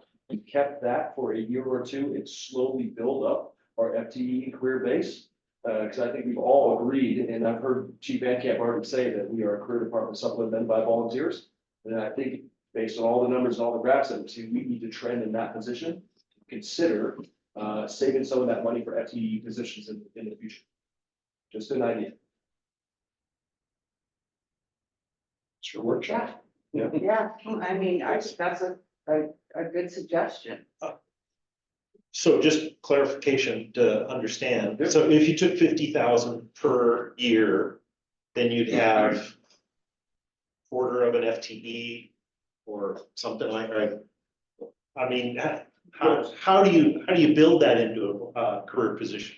Yeah, you take 15, so over 4 years, that'd be $200,000, which that would be one. So that'd be one FTE for Yep. 1 year. Yeah, for 1 year, but that doesn't include our growth and our increased potential of AV. So in addition to the prospective hires that we're gonna do, then we would table that money as well, and over time, we would just add those positions every 4 years, to have that exponential growth. Okay, so Does that you, make sense? you see it based on a projection of increased revenue from the district population. In addition to the increased revenue. Yeah. Yeah, problem with that though, is the thing that we discovered last year is that our predicted increases in assessed value and therefore our revenue from it is substantially less than it was. I mean, we used to figure about 5 to 8% per year, and now we're below 3%. So the increases that we're going to see for our base levy, for $1.50, are going to be minuscule. I mean, It depends on the overall economy yeah, and But- how that but, goes with you know, the assessment rates, there's but problem of building added revenue like that is significantly less than we have had in the past. So that's just one thing to think about. Well, and instead of putting it in the general fund, I would put it in the reserve account. Yeah. And just, Yeah. it's money you're not touching, and it's just, if anything, it's building up. Well, reserve. we're already contributing to our reserve account every year. We're putting Yeah. over $100,000 a year. Yeah, into but if that. you just took 1,000 more and added to the reserve versus the general, you're not seeing that money, and then when the time comes that all of a sudden, we don't have volunteers, now we have 10, at least we have that extra line item in the reserve fund that we know could go towards a firefighter. If it's in the general fund, it's gonna get used. If it's in the reserve fund, Well, that's not necessarily true. I mean, it depends on how you budget here. Yeah. it depends on, and it just depends on, as our levy money goes down, it's just a other way of putting it in a line item that way versus in the general. And always knowing, oh, we've got this money sitting. It's just, like I said, it's a suggestion that he made, and I think it's a smart suggestion because the numbers are showing that our volunteers There anyways. aren't coming, and if we kept track of how many volunteers, the last time 2 dropped off, well, why did they drop off? They didn't wanna do it. You know, so, They didn't pass CMT. yeah, so that's the thing, you're seeing, you're seeing a trend like that, they're realizing, oh yeah, I wanna do this, and then they're getting into the program and going, this is too much for me, or it's not what I expected, or, kind of thing, so our numbers are just keep going down and down and down. Part of it is the younger generation are the entitlement, and they don't volunteer for anything, and they're not teaching it in schools. So it's not being taught at home, so it's just gonna only get progressively worse. What is the cost again for training them all, getting them up and going, Well, that we pay? if they go to EMT, we don't pay. If they go Well, to fire academy, it's $19 It's about $4,200 per FTE. for the full cost. Okay. So that's a chunk. For each one that we went through. Guess I could have looked up there. Sorry. That's- I'm not that saying is it- the fire. I'm not saying get rid of the program, I think we still need it, but I think putting, as we don't use that money, because we don't have them coming in, then that money needs to be, Well, we're fortunate, we're not like state government that in a biennial system, they get what they call an allotment or appropriation. Right. And if they don't spend it, they lose it. That's not so for us. If Right. if we underspend, which we generally do, any line item, that money reverts back and is converted to the general fund, if you will, and it's reallocated in the next budget. So we don't lose money. well, yes, I From understand. year to year. Yeah. And I guess that the expectation is if we need to hire additional staff, we're probably gonna have to take a look at everything, and decision will have to be made. Do we want to continue to contribute to our reserve fund? Do we want to continue to contribute to our capital repairs and replacements? So it's more than just, I think, again, salting a little bit away year per year, is really at the point that those types of things need to happen, that we have to. It's not 50,000 a year, it's 150,000 at least a year. Because you can see the average price of a FTE, even just an entry level firefighter is about $120,000 per year. Yeah. So, you've got, as that bow-waves, I mean, that's not just 120,000, it's 120,000 plus inflation the next year and the next year and the next year and the next year. So, those are the sorts of things we need to think about and do.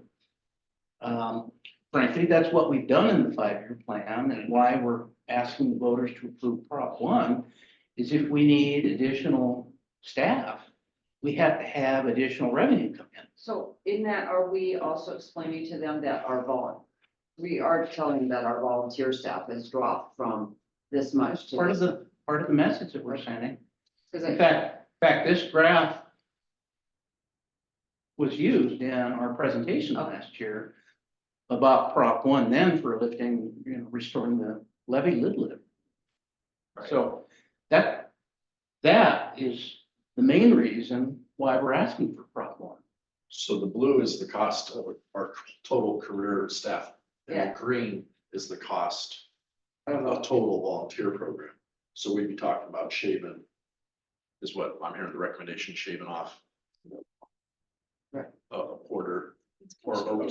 some amount Yeah. of that. I think we just need to dive deep in that budget, figure out what it would take to sustain an FTE position for how many years and how much of that money would have to come out of that volunteer budget. I think we just have to dive deep in it, do some pencil out for the next 3-4 years and what that looks like. I don't want to I want to preface this by saying I don't want to get rid of the volunteer program. I think that is something really unique and really cool that South Bay does. And it also incentivizes those volunteers to come in here and have a little bit more of an opportunity to become that career member on that back end. But I think we need to be fiscally responsible on how much money that we're spending on that volunteer program so we can have a sustainable future for our career members. It's trending that way, and I think we all recognize that, all proofs of the pudding, it's all written on all these diagrams that we see.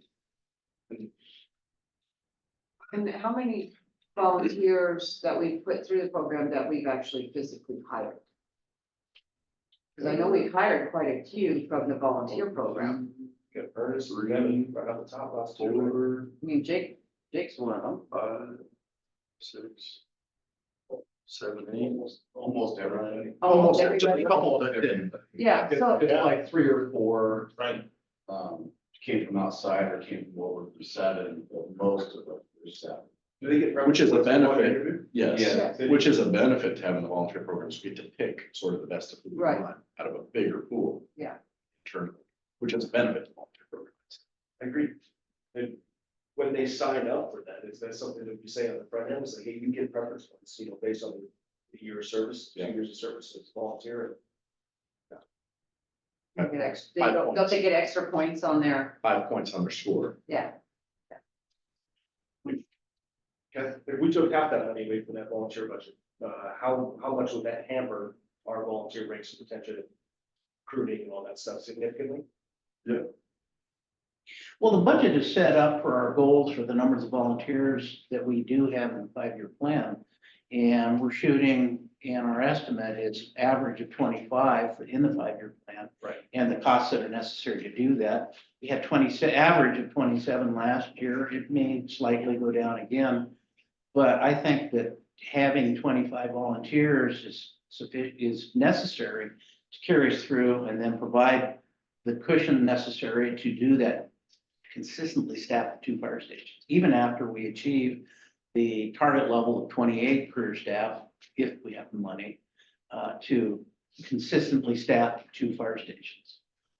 Is it safe to say that maybe we should wait until to see what happens after this excess levy and then approach this situation after? Well, I will tell you that it will Yeah. critically affect that Yeah. because frankly, we don't have well, if it doesn't pass, if Prop 1 doesn't pass in the primary or the general, we are stuck with where we are today for 5 years. And that means no additional career staff and probably towards the last 2 years, looking at making choices and making some significant budget cuts in areas. Probably not to the point of laying off career staff, but we're gonna have to make choices on contributions to. Right, because you'll have in that 5-year period, we'll have a new budget or a new contract agreement with new costs, right? Yeah, Towards those, the end of that. they're built into the I mean, they're built best we into. can in the Yeah, 5-year plan. right, so have that. But it's a guesstimate of what the increases in the property values will be. Right, and those are all, that's the foggy, I'm looking forward, Or all I know about my forecast is the numbers will be wrong. or the true rate of inflation for costs. Yeah. I mean. Yeah. It's a murky crystal ball. Yeah. Yeah, Exactly. that's bizarre. So frankly, it'll make life a lot easier. I mean, we'll just have to suck up to the fact, this is what we have and this is what we can do. Okay, so I guess with that, then moving forward, I think we need to build 2 plans then. Plan A would be, what it looks like the volunteer program to pass that levy, the excess levy. I think plan B is what it looks like the volunteer program if we don't pass that levy, that excess levy. And I think we just need to take a deep dive in that budget and see what we can allocate and move forward with. And I don't know if everybody's on the same page with that, but I'm a plan B. Well, I would say that slightly different is that, plan A is how we have our 5-year plan written out. Plan B is gonna be, you gotta look at it, the whole budget, really, to see how things are going. I mean, we've got things that you're not gonna be able to change significantly unless you lay people off, which is your labor component, right? But there's the other elements that will be in there. So you don't want to look at just one line item because your opportunity there is so limited by whatever that budget line item is. I mean, if you look at, like Chief said, our, how much we put in reserve, how much we put in our capital replacements and maintenance and all of those kinds of things. You gotta look at all of that. Yeah, because otherwise you've got this tiny little amount that, well, okay, we're gonna shave 50% of that, but it's 50% of a small piece. right? Yeah, Yeah, but that small piece in my mind has the biggest potential not to bear fruit. Okay. Yeah, I mean, Well, and the other is, we've always historically been able to buy our own fire trucks. And all that, chief's been really good to have that money set aside for that. So that's the other thing is we're getting everything lined up where, you know, we're all up to date. I don't know how many more items that are gonna be in the pike in the next couple of years. But it's a continual process. Yeah. I mean, stuff will continue to wear out, stuff will need to buy. And I'll tell you, the cost is gonna increase. Oh, yeah. I mean, the inflation rate on fire-related equipment is double what the normal cost of the, cost of living increases are. So, it will be making choices. Yeah, so it'll be a matter of, okay, we're using that money to sustain the staffing, which now we're gonna have to go to the citizens. So it's like, okay, what do you want? Do you want us to give us an M&O levy? Or would you prefer that we use all the money for staffing and then we'll have to go for you for a new engine or a new A car or a new battalion Jeep, not battalion, battalion rig, kind of thing. So that's, to me, a point to give to the citizens when we're going for this M&O levy. It's like, we don't have to go for you for this stuff because we have it in the budget for it, kind of thing. So, and there's not a lot of departments that do that. oh, yeah. I mean, we haven't had to go to the citizens for any of our engines, any of our apparatus or anything like that. This was a current updated shift chart, and I just took it and highlighted out what our career staff and our volunteer. And one of the things that, is how well is volunteers helping with the staffing on there. So there's another factor too. The names in the red, they're not really usable yet. They're just getting trained. But oftentimes I'm seeing that we're able to staff Station 83 because we had a couple extra people that were on that day, and volunteers were the third person on the engine, or it's sometimes the difference between whether we only have two on the engine, we have a third person on the engine, volunteer in the back. So there's a value on that piece too, that staffing is making a difference. And it's oftentimes whether or not we staff 83, or we don't have staff 83, do we have enough people to fill it all in? More often than not, the career staff are needed to be able to drive it, or we need a lieutenant to command it. So that's a bigger factor where the career staff really show that value in being able to do it. But most of our volunteers, I should say majority, are not driver operated like we mentioned, but does help out with that extra firefighter, that extra EMT on shift. So another factor to consider. all those people that are highlighted red, those are all brand new volunteers. The red names are somebody who's working through their cert, meaning they're either in academy. The red shows that they're in training now. So only the ones with the black, the EMT firefighter, like if you look at B platoons, probably our strongest staffed platoon for volunteers. All those are people who are firefighter, AOs, apparatus operator, firefighter, EMT, firefighter only. Yeah. And the red just means that they're in academy now, so they don't count yet.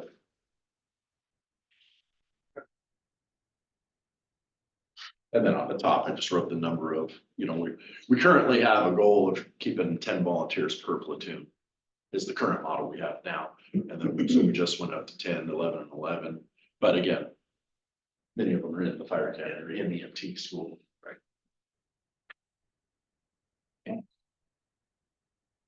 Any more on this subject? No, thank you.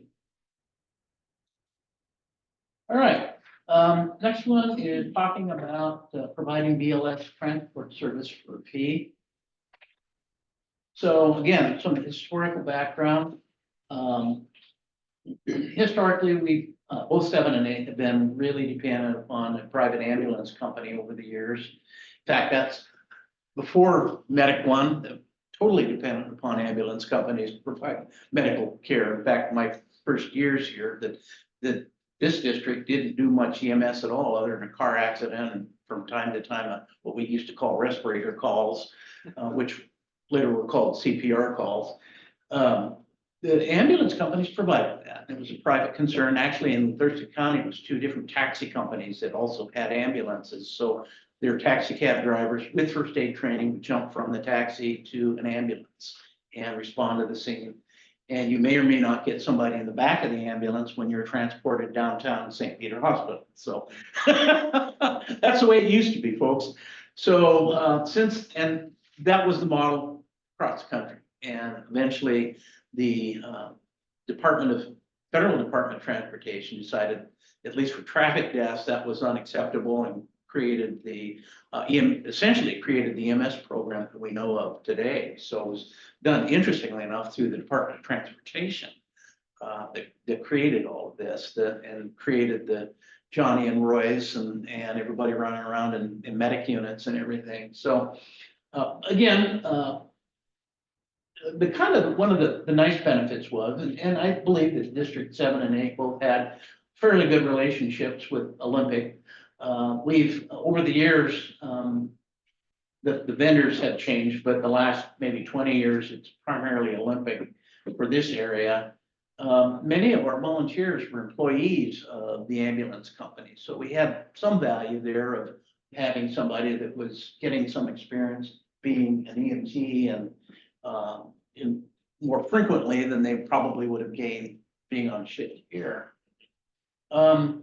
Again, good old COVID came in and really screwed everything up, and it significantly changed how patients were being managed at the hospital and everything. So what it did cause for pre-hospital efforts like us was that we would find that there was no room in the inn, and it really disrupted the delivery of patients and caused significant waiting time for units at the hospital or having to transport that patient to another facility that did have the capability of admitting them. Both of the districts at the time of the merger and still today have been licensed at the Department of Health as a transport service. So you have to, in order to provide ambulance service, you have to be licensed with the Department of Health. And there are certain requirements that are needed to be had for equipment and training and so forth. And the DOH, at least in theory, enforces all of that and can come out and inspect, making sure that we're in compliance and everything. But it's a licensure that needs to happen in order to provide that service, whether or not you bill for it. Currently, we have several vehicles licensed. We have each of our Type 1 engines is licensed as a BLS response unit. We have our utility vehicles are licensed because and that mainly means we're carrying the minimum first aid gear on there. We do have 2 ambulances, one here and one at 83 that are licensed, equipped and so forth to provide the service. And we have, at least at the time of this slide, we had 33 licensed EMTs in the district for BLS service. In 2002, the district had 468 total transports out of the district with a combination of methods. Out of a total of 906 EMS incidents, we had about half of the incidents required some form of transport. 48 of them we did because there was nothing else available at the time, and we ended up transporting the patient primarily to St. Peter's that year. 120 were ALS provided by the medic unit, and in Thurston County, as you may know, if it's an ALS patient that needs to be transported to the hospital, the medic unit will do that. And then the rest were done by the private carrier. Primarily, again, it was Olympic Ambulance that has provided that service. So of the transports we had, about 2/3 of them were done by the private carrier in 2002 or 22. 23, it wasn't much different. Interestingly enough, countywide, there were significantly lower number of BLS incidents in 23 for some reason. But overall, we had we had more, we had more incidents for some reason, slightly more. But we had about, a little over 400 total. And again, the percentages weren't too much different for whether we had to transport, or the medics did, or the private carrier did. So it kind of gives you an idea of how many calls that we would normally look at in being transported. So when our guys did have to transport, did they have to stay at the hospital until the patient was received? Oh, yeah. So then. Yeah, we can't just drop them off and leave. That's not good customer service. So that's another thing, is it takes Take a picture two of it. people away from the department when we're already struggling to staff 2 stations. Well, yeah. So that's, It's a culture killer. yeah, Like, out of all the options we're looking at, say this probably would be my least favorite. Because having 2 of our members that can't provide coverage for our people, our citizens that are sitting at the hospital waiting for 2 or 3 hours. yeah, It's definitely a problem. because then we're having to call other districts. to More come in. on that in a moment, Yeah, so. yeah. Yeah, that's a big factor, Yeah. so. Anyway, that gives you kind of time wise, in 22, for, medical incidents, we're spending about half an hour on the scene. That's getting there, treating the patient and waiting or having the medic or the Olympic come in, load the person up, haul them off. And then we leave, we come back to the fire station. 23 is slightly increased, about 31 minutes, that we spend on the scene. In 2023, And that's, those averages are for all EMS calls, right? Not just the ones that where somebody got transported, all EMS. all EMS. Calls. So that's a little bit different than what we were looking at before, which was what was our impact on just the transport ones, right? The 400 out of the 906 or where 915. And then this is the average of the 915 calls. This was how long we were there. Correct. Okay, all right. In 2023, again, using an average for that year, the average amount of time that a BLS unit transporting in a suburban area, even though we're considered rural, but in a suburban area that's reasonably close to the urban area where the hospitals are, it took about 24 minutes, 24 and a half minutes to take that patient from the scene to the hospital and then return back to their fire station and everything. That's the average. Obviously, there were significant other ones where they were spending a lot more time, but generally for a BLS transport, not ALS, but a BLS, it's about another half hour or so time spent by the crew delivering the patient. But that didn't include the time necessary to, once they got back to the station, cleaning out the ambulance, restocking, and doing everything else that's necessary to prepare that unit for the next call. That can be substantial. Yes, it can. And then, obviously, the minimum standard for an ambulance transporting somebody is at least 2 EMTs, presumably one driving and one treating the patient, so. And again, in 2023, going back to staff that you all were talking about a few minutes ago, our on average on duty career staff is about 4.5 people. And some days that means that we can staff this station and 83, other days it means we can't. But the average daily staffing is about 4.7. And then generally on nights and weekends, you can add that 2.4 volunteers per shift that we had talked about earlier. So on nights and weekends, you may be up around 7 people. However, not all of our volunteers are EMTs, so they may or may not be able to contribute to the staffing of a EMS response. Also in 2023, we staffed an ambulance 3/4 the time. And our primary ambulance that we have used in transport is Aid Unit 83. It's the newest one. It's the one best capable of safely transporting patients. This one that we have here is 2, but it's not as well set up and it's an older vehicle and so forth.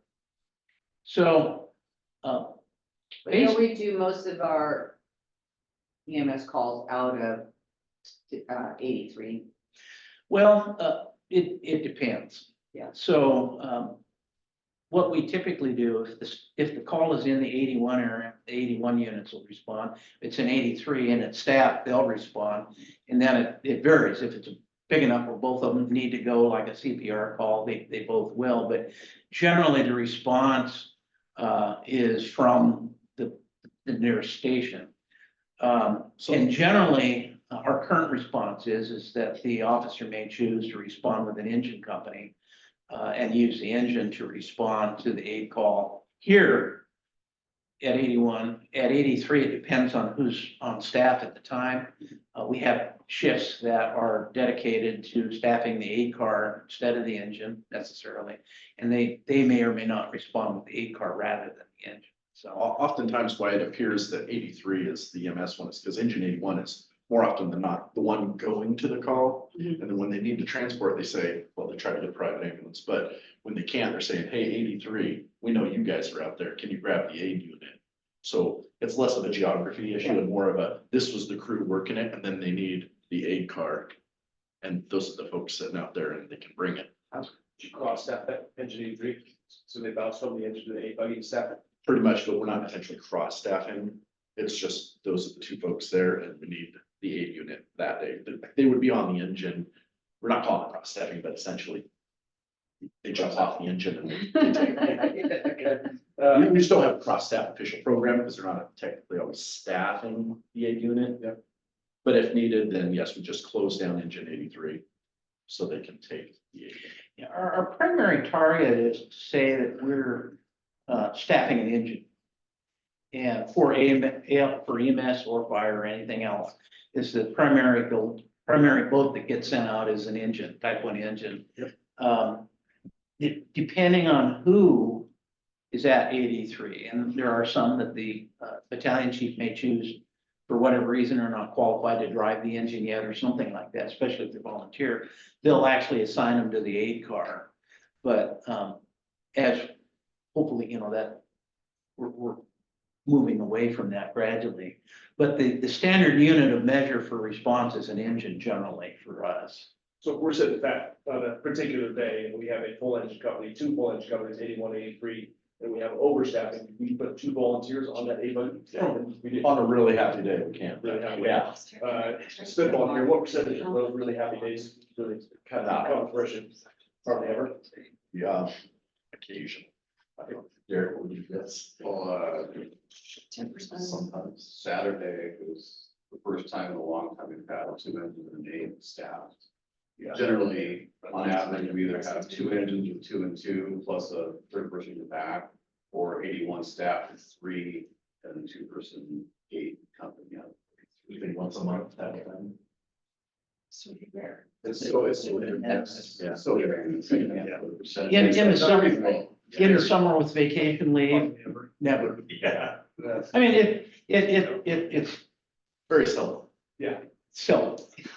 So I guess if we get these 13 people through EMT class scheduled to graduate in June, that would up the potential of that staffing with that 8. Potentially, but they also need, one of them will need to be able to drive it, which is the next step that we need to accomplish as well. So again, it. We wouldn't has just another pair rotation. You need a senior somebody. Yeah, that's And a new just a career person. more likely. So, you know, statistically, we were able to provide a crew for an ambulance about 3/4 of the time in 2023. And then again, based on our current staffing level that we have, which is 18 career FTEs for incident readiness response, you know, they show the probability of being able to staff that ambulance. So we assume and estimate that approximately, there will approximately 300 transports that we could foreseeably have to provide per year. But because we're not able to have sufficient staffing, which would be what they call a drop, saying, you know, we don't have the crew, we don't have an ambulance, sorry, and find another man at the hospital. We're using and calculating 230 calls that we could predict that we would need to transport in a year. 230. So, also with that, looking at costs, what I have done for many years is look at our costs per call for EMS and non-EMS. And so the assumption making is approaching all this in incremental level. What that means is that I assume that Title 52, which is our Bible for how we operate as a fire protection district, provides funding basically for fire protection. And that's why we're here. We're here to have the staffing, the facilities, the equipment, everything to provide fire protection. Somewhere along the mid-70s, somebody said, well, you need to start doing EMS now. So I'm considering it for this exercise and how we've looked at it as an incremental service. So what does it really cost for us to provide EMS service? Understanding that we have to have buildings, we have to have people, we have to have vehicles and equipment and everything, provide fire protection. Some of that is a fixed cost. Like, we're gonna have a fire station here, whether or not we can provide EMS. So the bulk of that cost of a facility really should be borne by fire protection. But there is some impact with EMS on facilities, certainly on equipment. certainly on So staff. your bottom line there, capital repairs and replacements, that 2.6%, that outlines it right there. For EMS. For EMS, it's only an additional 2.6% cost for EMS compared to what we already have built in place. Fire service. As well as all of the rest of those areas of cost. You know, obviously the big one is staffing. And for volunteer, since it's much lower cost and a higher volume of incidents, the cost, their involvement in EMS service is much higher than it is for fire protection. Simply said, they're seeing more aid calls than they are seeing fires that they're responding to. So obviously, the greater percentage of their cost. Same with career to a lesser extent because of the number of things that they do aside for responding to incidents. Like all of our career staff have other business functions they need to do that they would need to do whether we did EMS or not.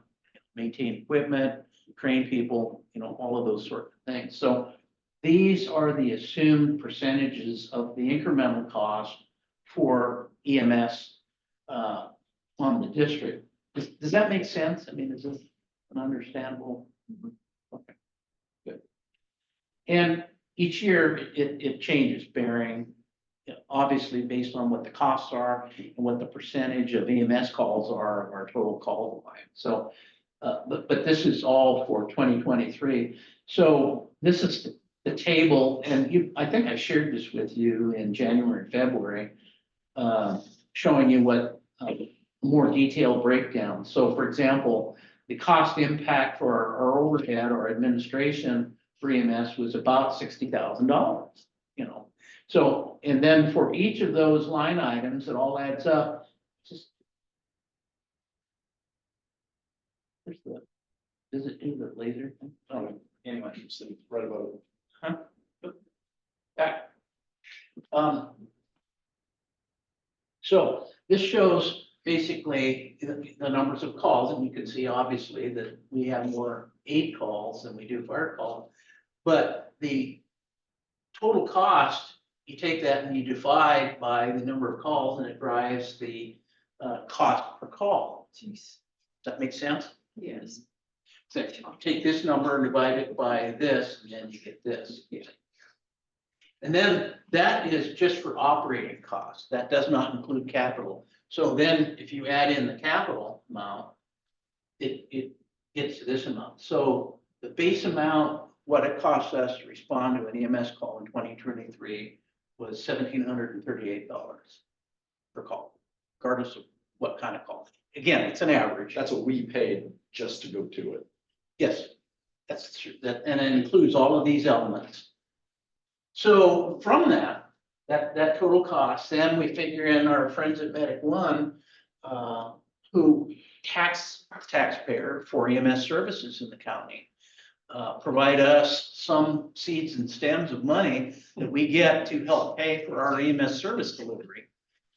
So that 31 cents that we all pay per thousand goes into this big pot, and there's money that comes. We get, per call, we get $155.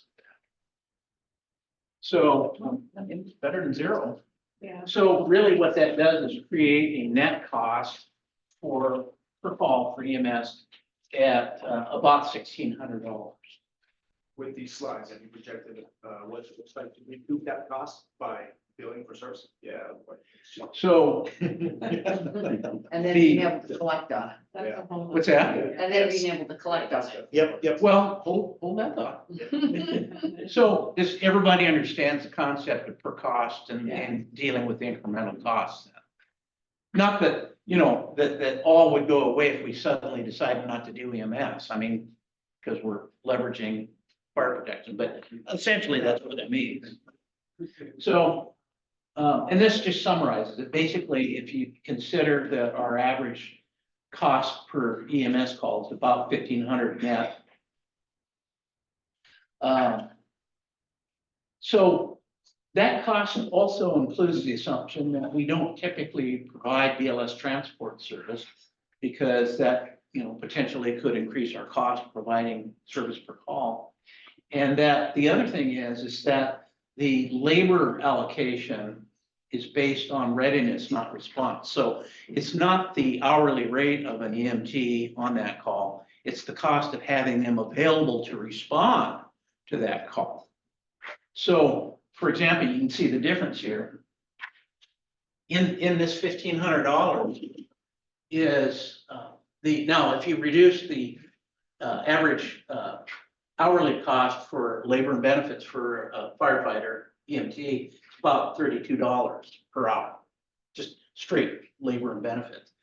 But their readiness cost per call is about $786, having that EMT available to respond and everything, which, about half that call, which makes sense. I mean, that's the biggest cost for providing the service is labor.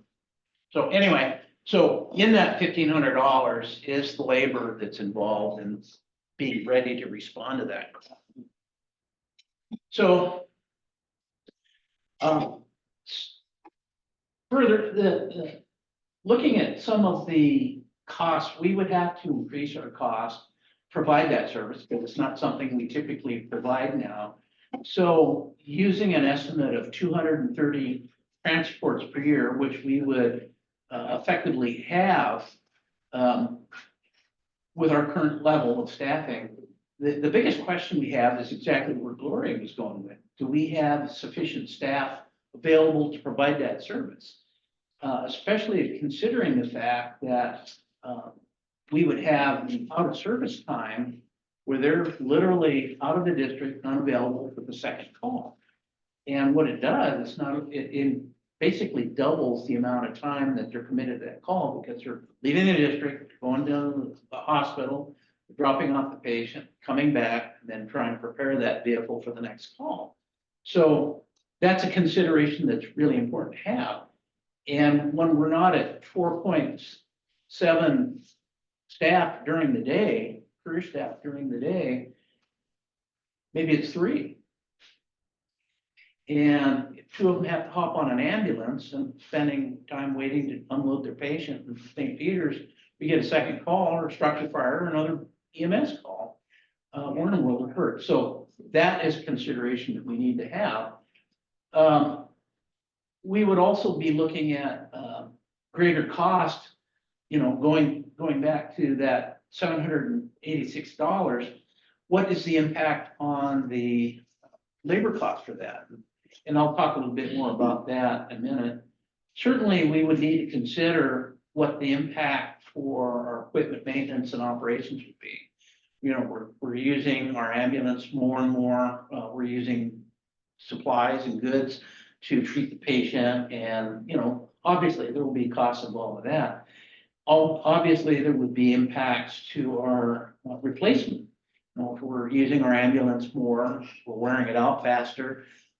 Right now, we really have one good ambulance. The one that we have now is okay, but if we were regularly providing that service, we would definitely have to have a better vehicle to provide that service than we currently have. So that would be an impact on our look at capital costs that we have. Again, accelerating the replacement schedule that we currently have for those two vehicles. And probably having to do some upgrading to our ambulances with patient handling equipment because we don't typically handle patients now. One of the other considerations and impacts is if we were providing that service on a regular basis and charging for it, there's the whole process of billing the patient for that. And it's a very involved process, and most fire departments have chosen to contract for a vendor that provides that service. And so, I mean, that's just one of the things that we would, rather than us doing it ourselves, is looking at having a vendor do that for us. And not only invoicing, but collection You're paying the of vendor that money, debt. so how much are you really gaining if you're paying someone to do that bill? Hold that thought. Yeah. A lot of thoughts today. Do it eventually. By regularly transporting and billing customers for that type of a service has a significant impact on our insurance too, because it increases our risk management plan that we have because of the business that we are not only engaging regularly in, but asking people to pay for. So it creates a whole a significantly different liability and insurance risk that we would have that would, increase the cost for insurance for that service. Currently, we are not required to follow HIPAA regulations. We do have, and we have voluntarily do some of the practices that are recommended and required under HIPAA, but we are not obligated to follow HIPAA regulations because we don't fall under the definition of those agencies that have to do it. If you go into that business and you start charging your customer for it, then you fall under the HIPAA regulations, which then would cause a whole series of administrative things that need to happen in patient record keeping, confidentiality training for your employees and stuff. So it is a significant burden on staffing and training to do that in the interface that we would have to have with the hospital and so forth. So it's an impact. And then the other thing is we would be putting ourselves in a position of competing with the private sector who's currently doing that. And while technically it would not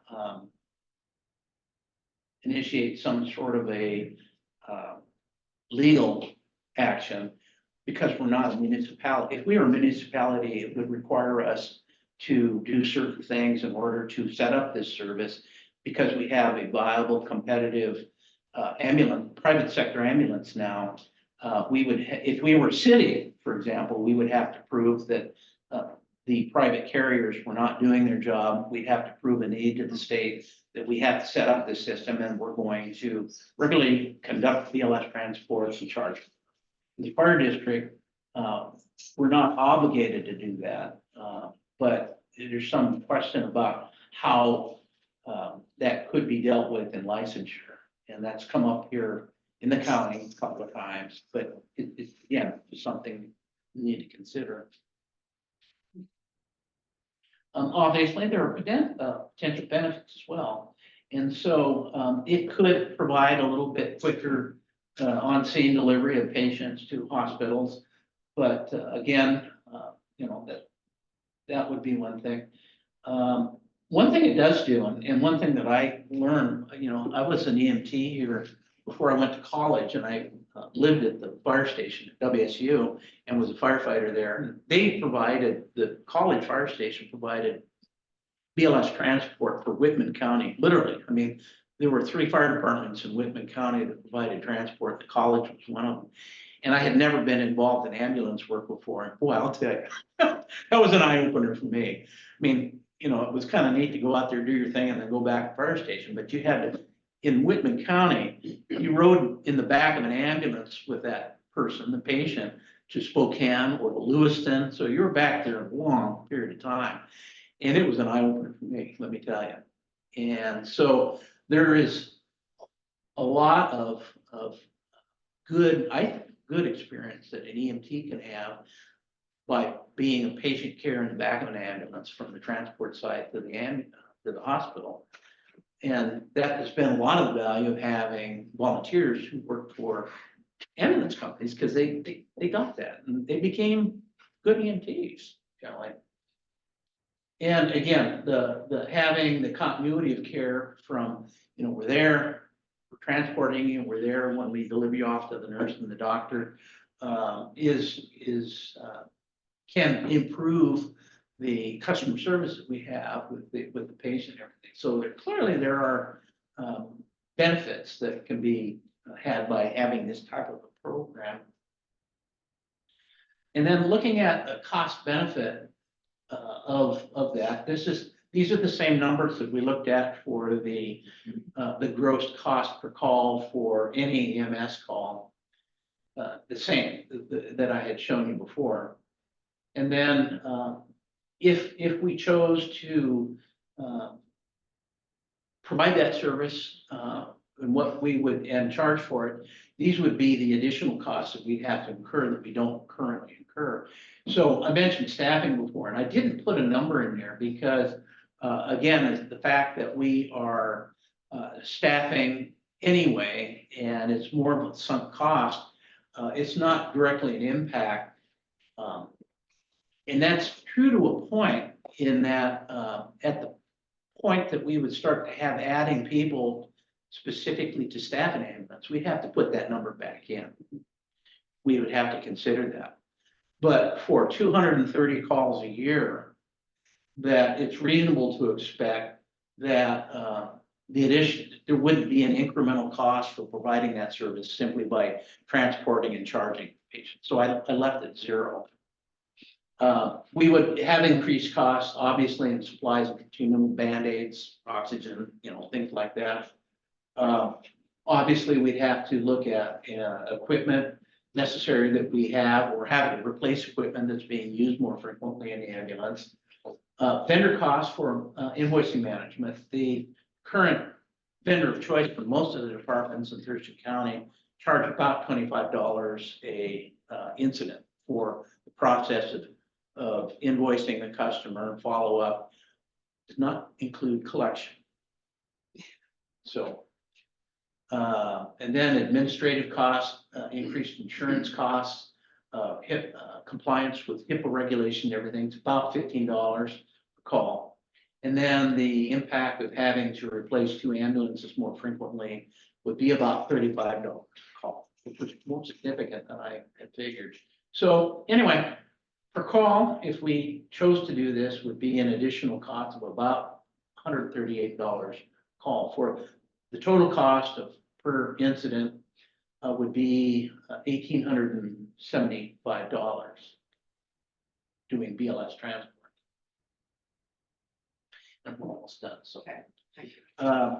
So, the estimated revenues would be, again, we've got our $155 per call that our good friends at Medic One provide for us. So that's the source, and would continue to be a source of revenue. The typical collection and the most frequently billed patient costs go to CMS, that being Medicaid, Medicare. And that is averaging for the current schedule they have at $895 per call. And for those that have coverage, insurance coverage, the average billing and recovery is about $8 per call on that. And then, like Glo was saying, write-offs, and the historical write-offs here in Thurston County are about 1/3. So you deduct that amount from the estimated revenue that we would have. And so the total estimated revenue per call, based in 2023, is about $760 per call. So if you look at the total cost of providing the service versus the total revenue, there's a recovery rate of about 40%. Per call, overall. And with our growing homeless situation, I know Josh, when he worked at, Olympic, he said they get a call and they'd have to go to the west side, pick up somebody, they knew they were homeless, take them to St. Pete's, and the minute they dropped them off, the person wouldn't even go into the place. They'd get out of the ambulance and they'd walk away. And they used it Thanks as for a the fence. drive. Yeah, he had that happen a couple times. It was very discouraging for the people working, that they felt like they were just a taxi cab driver for some of these people. Wow. So anyway, that would be the estimated revenue to offset the total cost per call. So my recommendation is Did you skip that a we slide? continue to make, Did you skip the slide? do what? Did you skip a slide? Did you jump to? No. Our, my recommendation would be to continue to maintain the capability we currently have and not get into the ambulance business. And certainly not build a, not charge for it.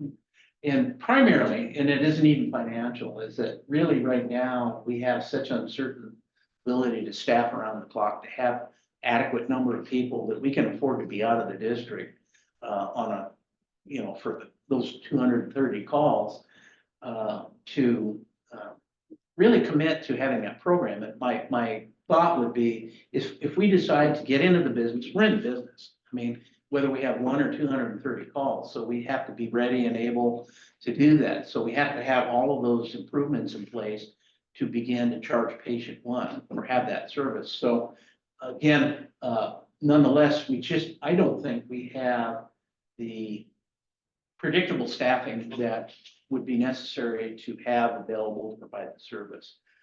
That could change if Prop 1 passes and we are up to and consistently staffing 2 stations, then maybe we want to look at it then. But our current situation, I just, I think it's a major risk for us to assume that role. There are obviously increased costs, like I mentioned. It's about $140 a call that we would have to pay per call to be able to provide that service and bill for it. Then obviously, it is limited revenue and reimbursement. I mean, it's 40%. It's not 0%, but to achieve that revenue stream, you have to make the commitment and extra cost to provide the service. So I just don't think 40% is enough to make us really look and try to achieve that revenue stream. And frankly, our current service that we have is provided by a private company at no direct cost to the taxpayer is adequate. They have been very responsive to this. There's new management at the company that we received our ambulance service from them, Olympic Ambulance. I think that they're making great efforts to improve their service, their consistency, and their response, and have made significant improvements in the last couple of years. So, I think we don't have a problem in transporting BLS patients, operationally. And frankly, the customer will continue to pay. It's not going to change. Whether they pay Olympic or us, the customer's going to have to pay.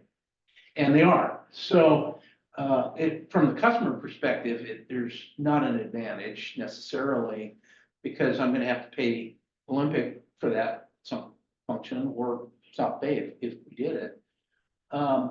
Again, the current service levels with the private carrier are adequate. And frankly, the third thing is that I have a fundamental problem of taking a publicly funded service and trying to compete and I use the word crowd out, a private sector company from a service that it is, in my opinion at least, providing a decent service. So I think that there's a philosophical reason that I would recommend that we continue where we are. And then obviously there's those increased potential risks, either under HIPAA or under, insurance and so forth, business functioning, that we currently don't have to worry about necessarily, that we would have to assume in, creating that business and then charging. So anyway, my recommendation for BLS ambulance is just to continue to basically where we are today. First off, good job. That's really well put together, well thought out. I appreciate all that information. I agree with you. Our staffing levels aren't where they should be to even entertain something like this. But there is a lot of meat left still on the bone as far as revenue. And there are a lot of departments within our county that are already doing this. Except East Ole, tonight, I know Olympia, I know the municipality have a whole lot more layers than we do.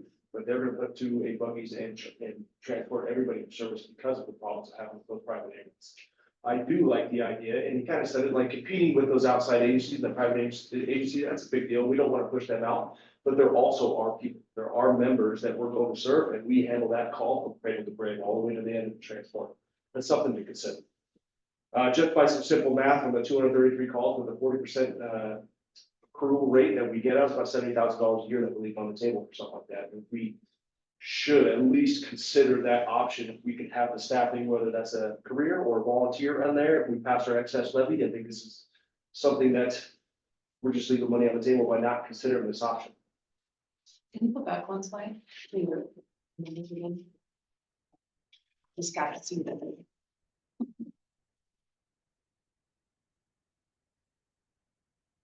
Yeah, I think in our current situation, all financial consideration behind, I think just for staffing, the uncertainty that we have with our staffing now really is is the biggest argument I would have in trying to launch that type of a service. I agree with that wholeheartedly. Yeah. It's, at least where I work, it's definitely not a fan favorite. Like there are times that we're waiting for an ambulance for 45 minutes. We try to send an 8 buggy in those calls as many times as we can. And in the back of our mind, we always try to do what's best for that patient. Their engine or 833 is sitting all the way out at our 83, sorry, sitting all the way out at Johnson Point. We're waiting 45 minutes for an ambulance and that person's got a broken forearm that's not ALS. We should be transporting that every time. Every single time. And we do if an ambulance isn't available. I mean, reasonably, the patient can be expected to be transported. The only thing that we aren't doing is charging. Yep, but like you said, that money is going to that private ambulance. If we build the capacity to have our own billing system within that, then we would reap the benefits, recoup some of those costs that we have. The problem, yes, that's true. However, whether, like I mentioned before, whether we transport 1 or 230, we have to have those other things in place to do that. And is it cost effective for 230 or 1 call? I mean, yeah, economically, I don't think so, but yeah. So anyway, there you have it. And I think we can take our lunch break now. Maybe we would reach out to East Ole and see, because they've run that program for a couple of years now, and see if they actually are engaged in it, if it is worth. Well, I would tell you,